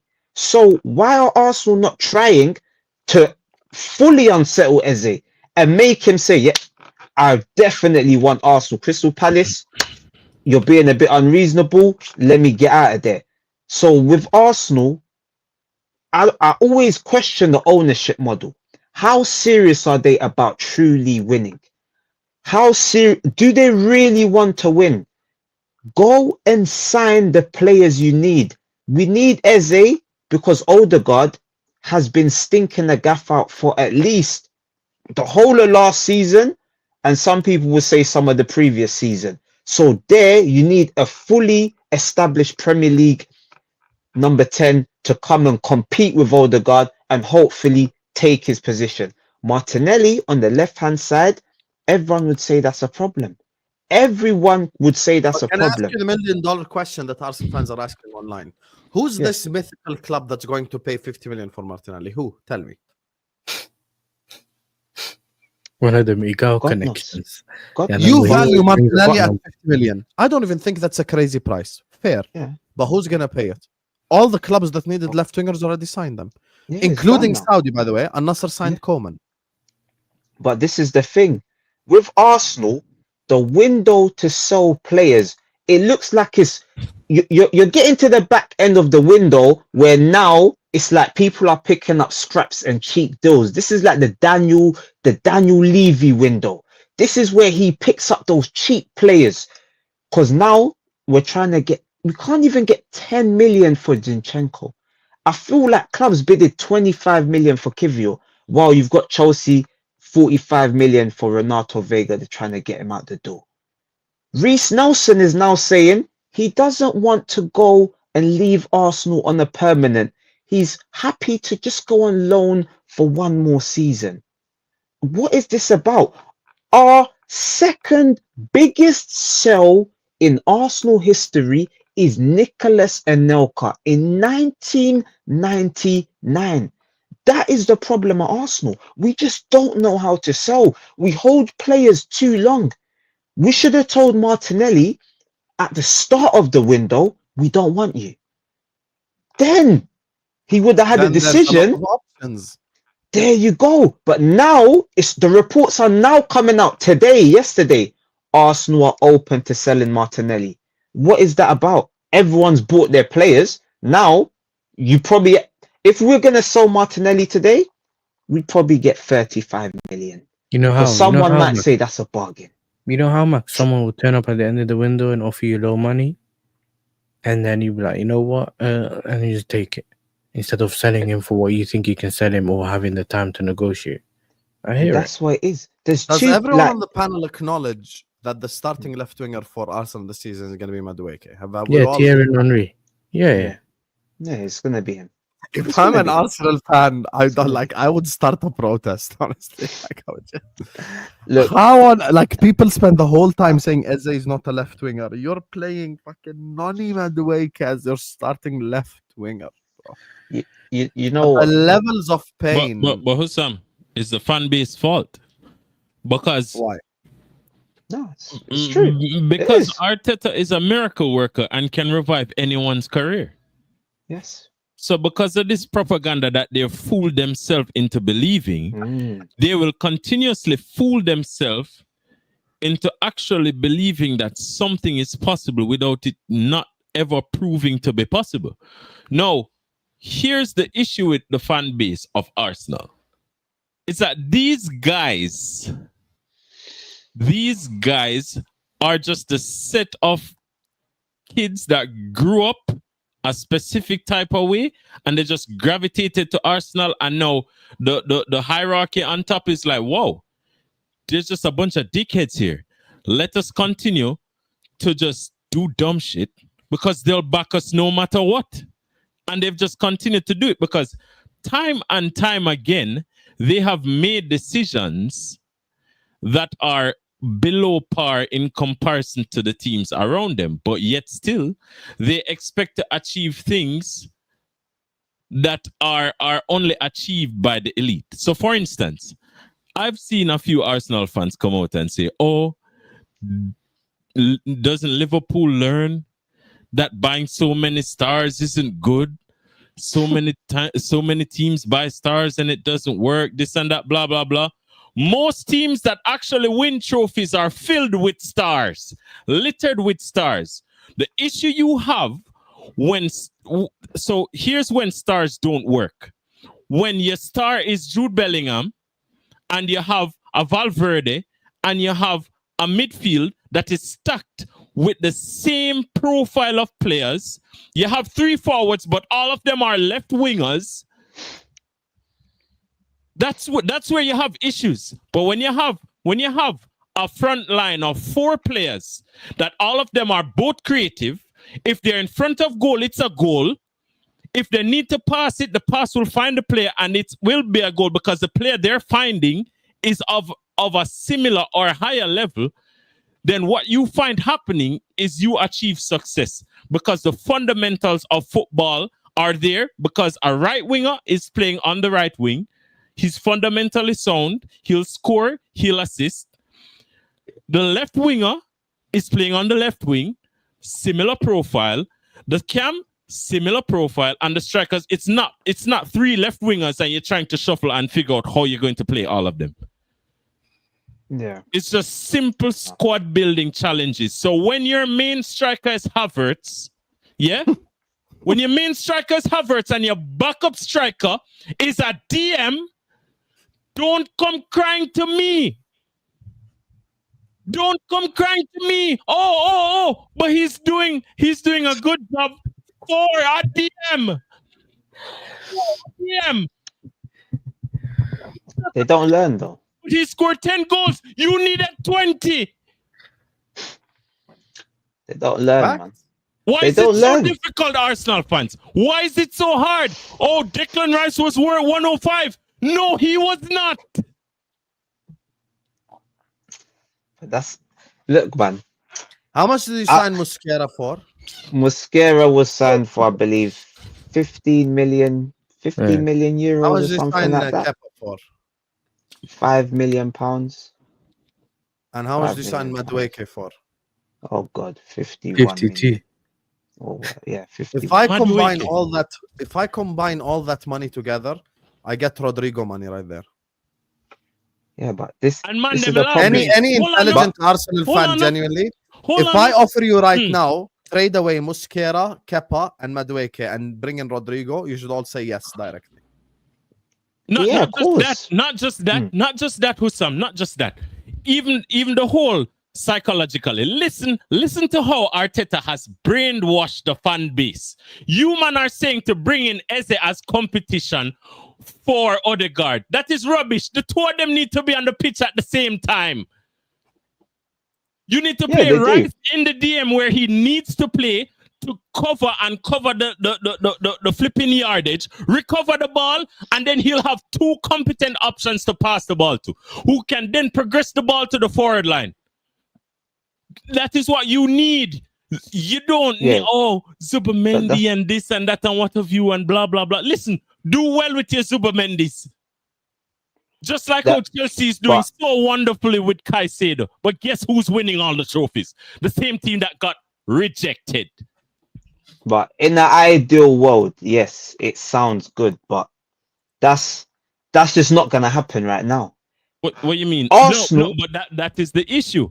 That is the issue. Because the fan base, instead of looking at the issues they have, they spend time backing those issues. That's literally what Arsenal fans do. They have the issues, but they feel like they need to be loyal to the issues. I wouldn't say backing the issue. I wouldn't say You're just hearing the loudest online majority, innit? Yeah. But that is the whole point. Those are the people that, because they're the loudest, Like, for instance, if you have a sibling, the loudest one usually gets what he wants, despite not deserving it. Why? Because the one that speaks is the one that the parents hear. Do you get me? That's the thing. I have these debates and arguments with Arsenal fans all the time, and they just don't learn. Nothing. They don't learn. Yeah, the but they signing just of don't learn. Madueke stopped you from signing Eze. That alone, there should be like riots from Arsenal. Have you heard the recent thing? The recent thing was apparently, what's it called? Eze wouldn't pick Tottenham over Arsenal, even though he would be a starting 10 at Tottenham, right? Get all the minutes, potentially even manage to get a place in the England squad. Not just that, yes, they don't see it. They don't see it. It's PR though as well. They look at Tottenham like they're below them. To Spurs, called Arsenal. I'm like, yo, if you want to come in for me, this is the good time to come in for me now. Like, enough playing around. And Arsenal, like, we have to sell Trossard, this guy, that guy. Habibi, listen, here's why I always say, you don't plan to fail, you fail to plan. Max made the perfect rebuttal to the entirety of the transfer window from the start, from when he first started speaking. If at the start of the window from beginning, Martinelli, go find a new club, or Trossard, go find a new club, it would have been a lot easier. This whole thing Martinelli would have left the club. Maybe Bayern would have come in for him. Whichever club needed a left winger, they would have come in for him, paid 50 million or some shit, and that's it. Problem solved. Now you can sign Eze. But instead, you're playing all these games, and I think the one who's playing the biggest game is Mikel Arteta. Because low-key, I think Mikel Arteta actually wants Martinelli to stay. And he wants Trossard to stay. I think he does. And he fully believes Madueke is going to be the left-wing option, because every time he does an interview, he's like, Madueke can play both sides. Madueke can play on the left and on the right, by the way, guys. And that's the psyop. That's the psyop to Sam. That's the psyop. Yep. He's prepared. Like, for instance, I don't know would if it this might be shock any of you if Old Trafford, their first game, Madueke is the starting left winger? Would any of you be shocked?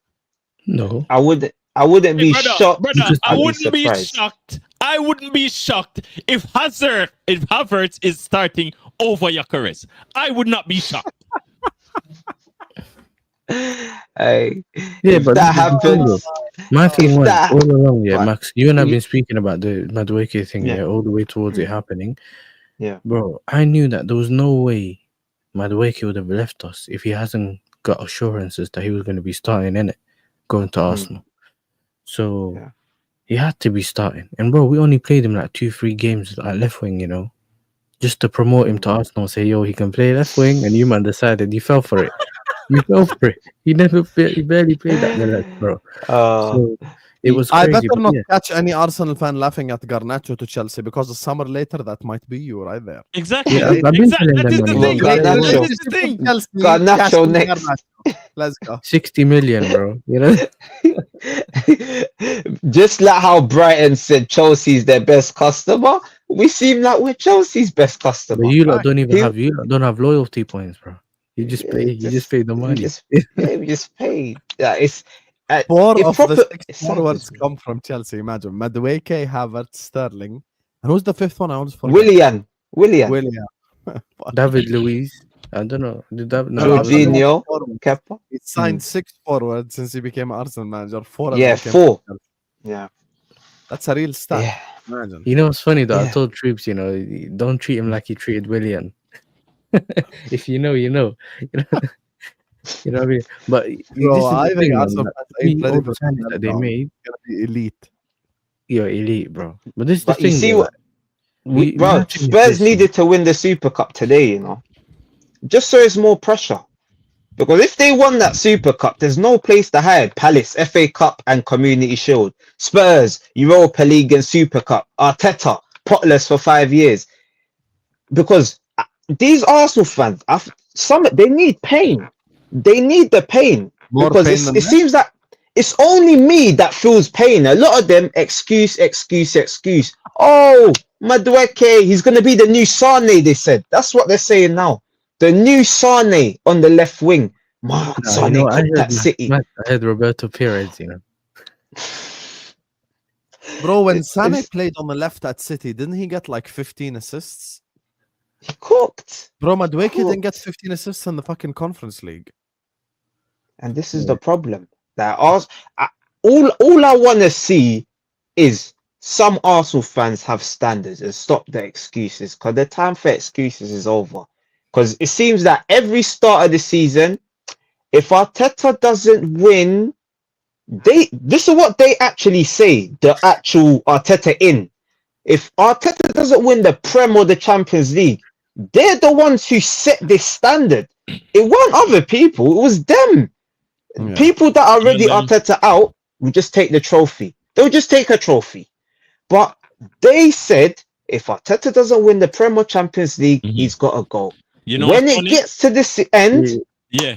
excuses. You know what I think the excuse is gonna be Exactly. like? That's what them You know did what I last year. You know what the excuse is gonna be this year? Unprecedented you know- circumstances. Shout out to You God. know, they're gonna say, "Did you? You know, when the season ends and someone else wins the league, they're gonna say to you, "What did you expect Arteta to win the league with no other guard in midfield, whatever his name is?" That's what they're gonna say to you. No, God, But yeah. in the beginning, No. he's an amazing backup. You know No, what I'm there's saying, many bro? excuses. So the thing is, if I'm an Arsenal fan, I'm pulling my literal like hair out, because at the start of the window, I am a subscriber to Propaganda Machine. Go subscribe. I saw Max put Rodrygo. You know on how many thumbnails I've seen Max? He did all those Rodrygo, like, you know, like background remover, so he can put Rodrygo, and all that for nothing. Rodrigo's gonna end up going to City. Eze is gonna end up going to Spurs, and you're starting left winger. Nabi Madueke. Yeah. You know what's funny? Rodrygo and Eze. I've done a lot of work with Arsenal fans in recent year. They were telling me Eze is done. He's coming. You know, like it's. Like, I was don't know. one. I I don't know, was dude. one, so I have to hold it. Yeah, you one of them, innit? I'm thinking, yeah, but how do you know it's coming until he comes and he's in your? You got the here we go. Even recently, the here we go doesn't mean here we go, but that's another story. Yeah. Why you Shout just? out Mr. Marinakis. You know what I'm saying? Why are you just saying he's coming, bro? Unless you, what are you the right? Are you Berta's right hand man, You bro? know I've what it seen is? I've seen something telling me Arsenal have agreed the deal. They've signed. They've agreed the installments with Crystal Palace. And I'm thinking, what kind of source is this? Because you know nowadays we're getting this random person wakes up and he's a source all of a sudden. You know what I mean? ITK.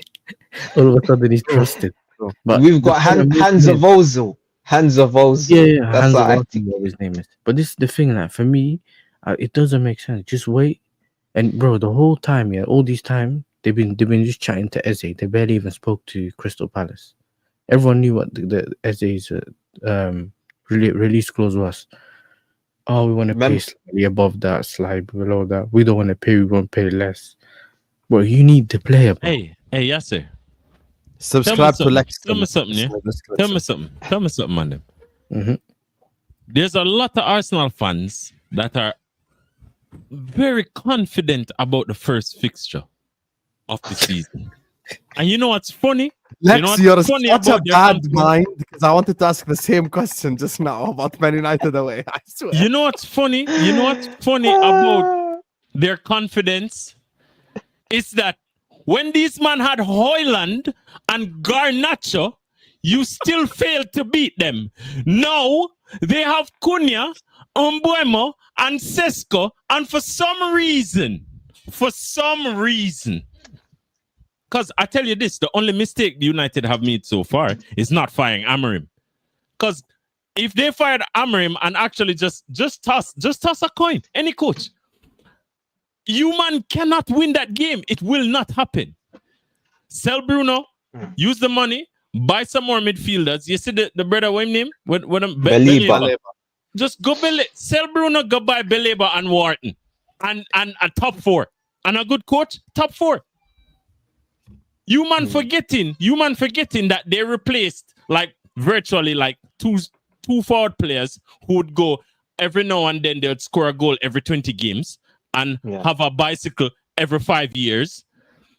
To a right winger who scored 20 goals and 7 assists, and a left winger who I think scored 15 goals, and a striker who scored 13 goals. Now listen, you might say, okay, Sesko, maybe he'll do good, maybe he won't. Hey, brother, listen, I am better than Rasmus.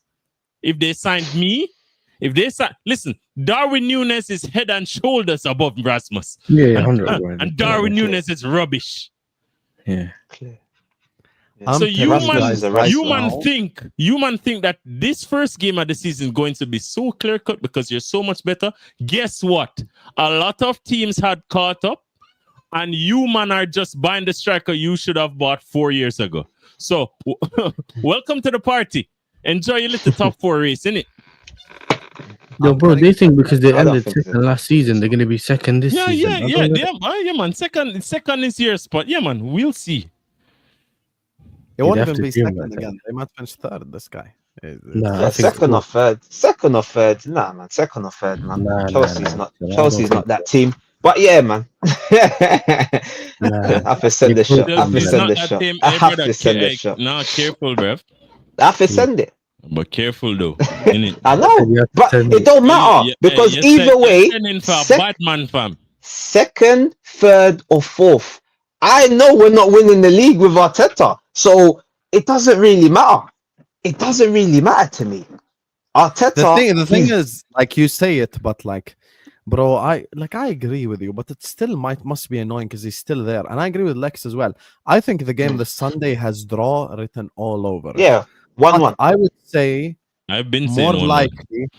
I'd say more likely Manchester United win than Arsenal win. This is how I broke it down. I said 60% draw. I think draw is like the most likely possibility in my opinion. And then I go 25% United win, 15% Arsenal win.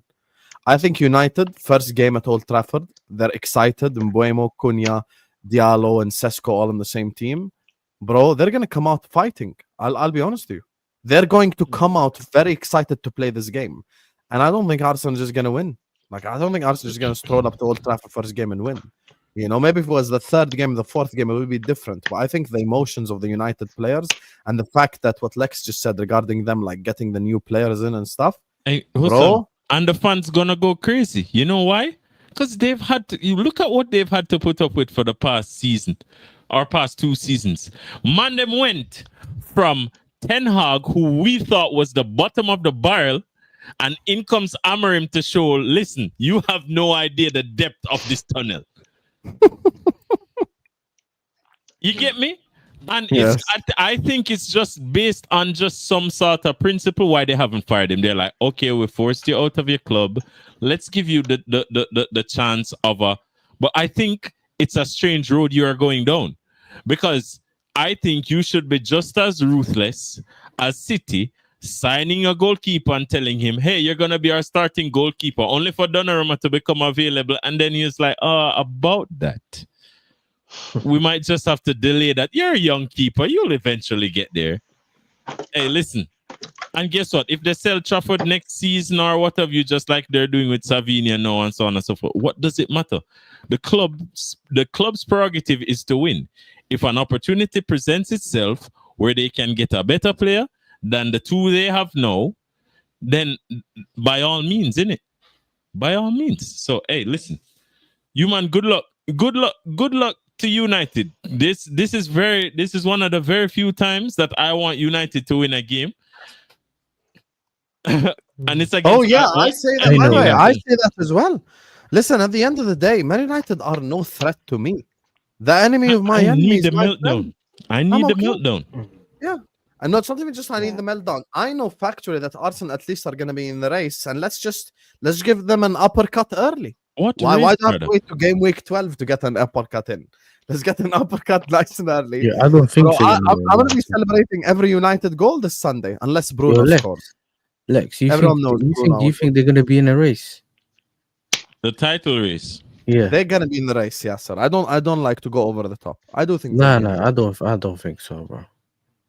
Hey, I brother. don't What know. evidence? But what evidence? Can I tell you something? Here's why I disagree with you. First of all, big up to Jacob and Igal for the raid, guys. Please like and subscribe on your way in, and go subscribe to all these guys' channels. Yasser TV in the description. Go give them subscribe now. Hey, Propaganda. Igal, don't Lex. close. Watch the rest of this video. Watch the Yes. rest of this stream, Igal. Please, Please I do, beg you. Igal. Please do. Watch the rest of this stream. Let me just tell you something, Yasser. I know the problem. The problem is, forget Chelsea, Liverpool, and City. Push Yeah. them to the side. Arsenal is better than everyone else. That's the problem. That's why I categorically don't think like. Do I see Arsenal competing with fucking Aston Villa for the 5th place? Okay, no. Okay, yeah, that's that. I Yeah, that's get. what I'm saying. Like I'm saying, That's that's the top 4 guaranteed for me. Like Yeah, those I 4 think top 4 is clubs, guaranteed. Yeah, I think top 4 is guaranteed. I'm not saying that outside. I just don't think they're going to be very close. Because the reason I'm saying it is they won't be close, but they'll fall off maybe February, March period. probably. But this is my thing. Because remember, you know how they were saying recently about the preseason doesn't matter and all that. For me, in Arsenal's thing, it does matter.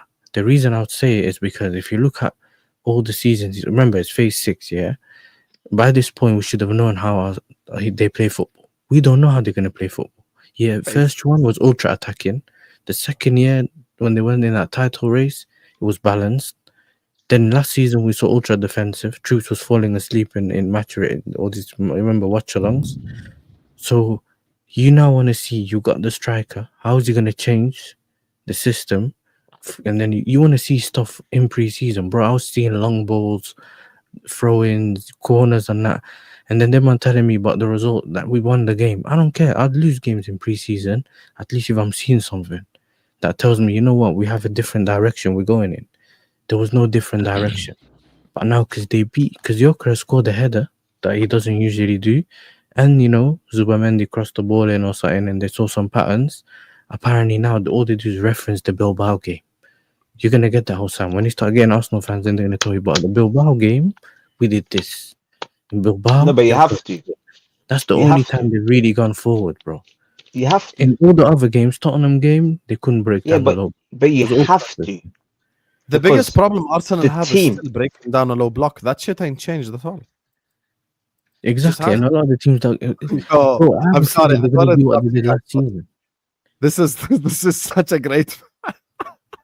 This is such an elite conspiracy theory. Mikel Arteta plans his job security well. Every season, he creates a problem for himself. It was the striker 2 years ago. This year, it's going to be the left winger. Next year, it's going to be the left back.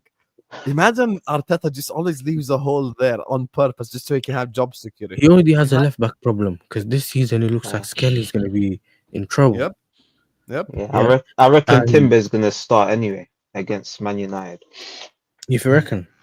Yeah. But then at the same time, You know, He a has lot that. of the problems that they have are manufactured problems. yeah, Calafiori's not good enough. They bought him. He was supposed to be playing there. He's always injured.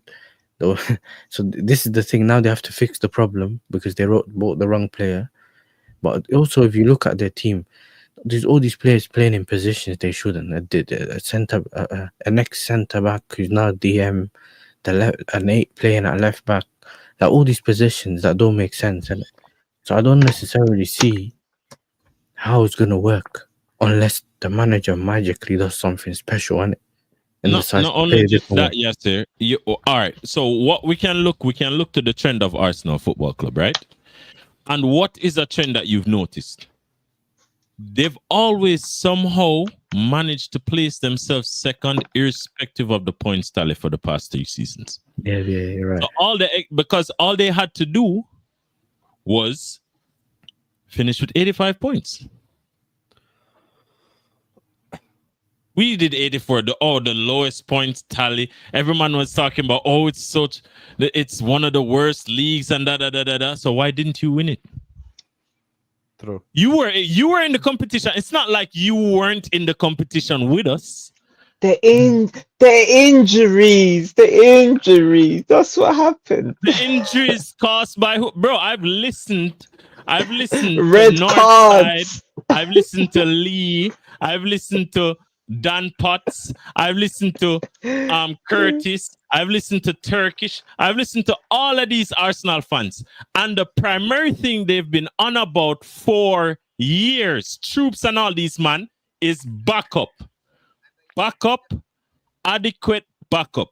What Arsenal does is they get a player that is good, prop him up, the greatest thing in the world, and then buy actual bench players. Who buys bench players, blood?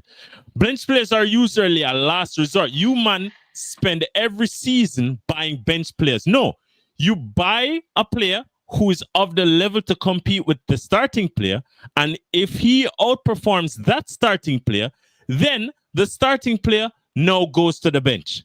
And then what you have is healthy competition within the squads, constant rotations, and these rotations will be adequate. So when Saka pulls an hamstring, the right winger is of a similar level.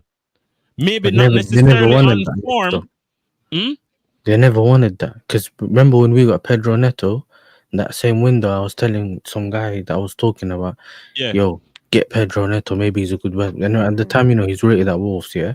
Yeah. No, he's injury prone. I'm like, but he's going to play 40% of the games if Saka plays 60. But that's the problem. No, but even bro, you don't even have to go. You don't even have to go so far. Mbeumo just scored 20 goals. You just had Saka pull a hamstring. But because you're so in love with this guy, you don't say, let us go buy Mbeumo just in case he pulls the hamstring again. So you still have 220 plus goal scorers. Mbeumo can play on the left, the right, and so on and so forth. Go and compete with United for these players. You don't. Instead, you buy Madueke, blood, and then have chest to say, "Oh, we're gonna win this." And you're not winning anything. You're not winning anything. Right. Listen, I love That's that reality. passionate rant from Lex. This is getting Oppenheimer settings right here. So let me just read this and then we're going to get out of here. Mikhail are tic-tac, always doing save-a-hole with players. Listen, I said this before, I'll say it again. There's only so much hose you can save before you realize you're the real hoe and you're the real problem. That's just the truth. Before you get HIV and you're gone out here, and that's Arteta. His diagnosis is coming. Yeah, it's too much, bro. Like, what you gonna do next summer? Go sign Garnacho from Chelsea? It wouldn't even shock me at this point. Wouldn't even shock me. It would not shock me. Not You get your wallets ready, innit? That's what we say. Yeah, exactly. We get that Chelsea loyalty card out, 10% discount. Anyway, guys, look, go subscribe to Yasser TV. Pay extra. Go subscribe to his channel right here. Yasser is an up-and-coming content creator. Show him some love, please. Go subscribe to Propaganda Machine. That's Max's channel. Go subscribe to Lextimate as well. Jay doesn't have a channel, so we didn't plug it for him. Subscribe to Patrick, Bruce, they're all in the description. Just go subscribe to every single one of them. And thank you guys so much for watching. I'm going to be back tomorrow at 1:30 p.m. UK time, inshallah, with Saeed. So it's going to be me and Saeed on a stream talking football. I hope you guys enjoyed watching this show. Go show the guys some love. And we're going to redirect you over to Sarcasm City TV. Flawless is live. Just go tell him Hussam Raid. No need for any bullshit messages. Just go say Hussam Raid. Anyway, love you all. And see you guys tomorrow, inshallah.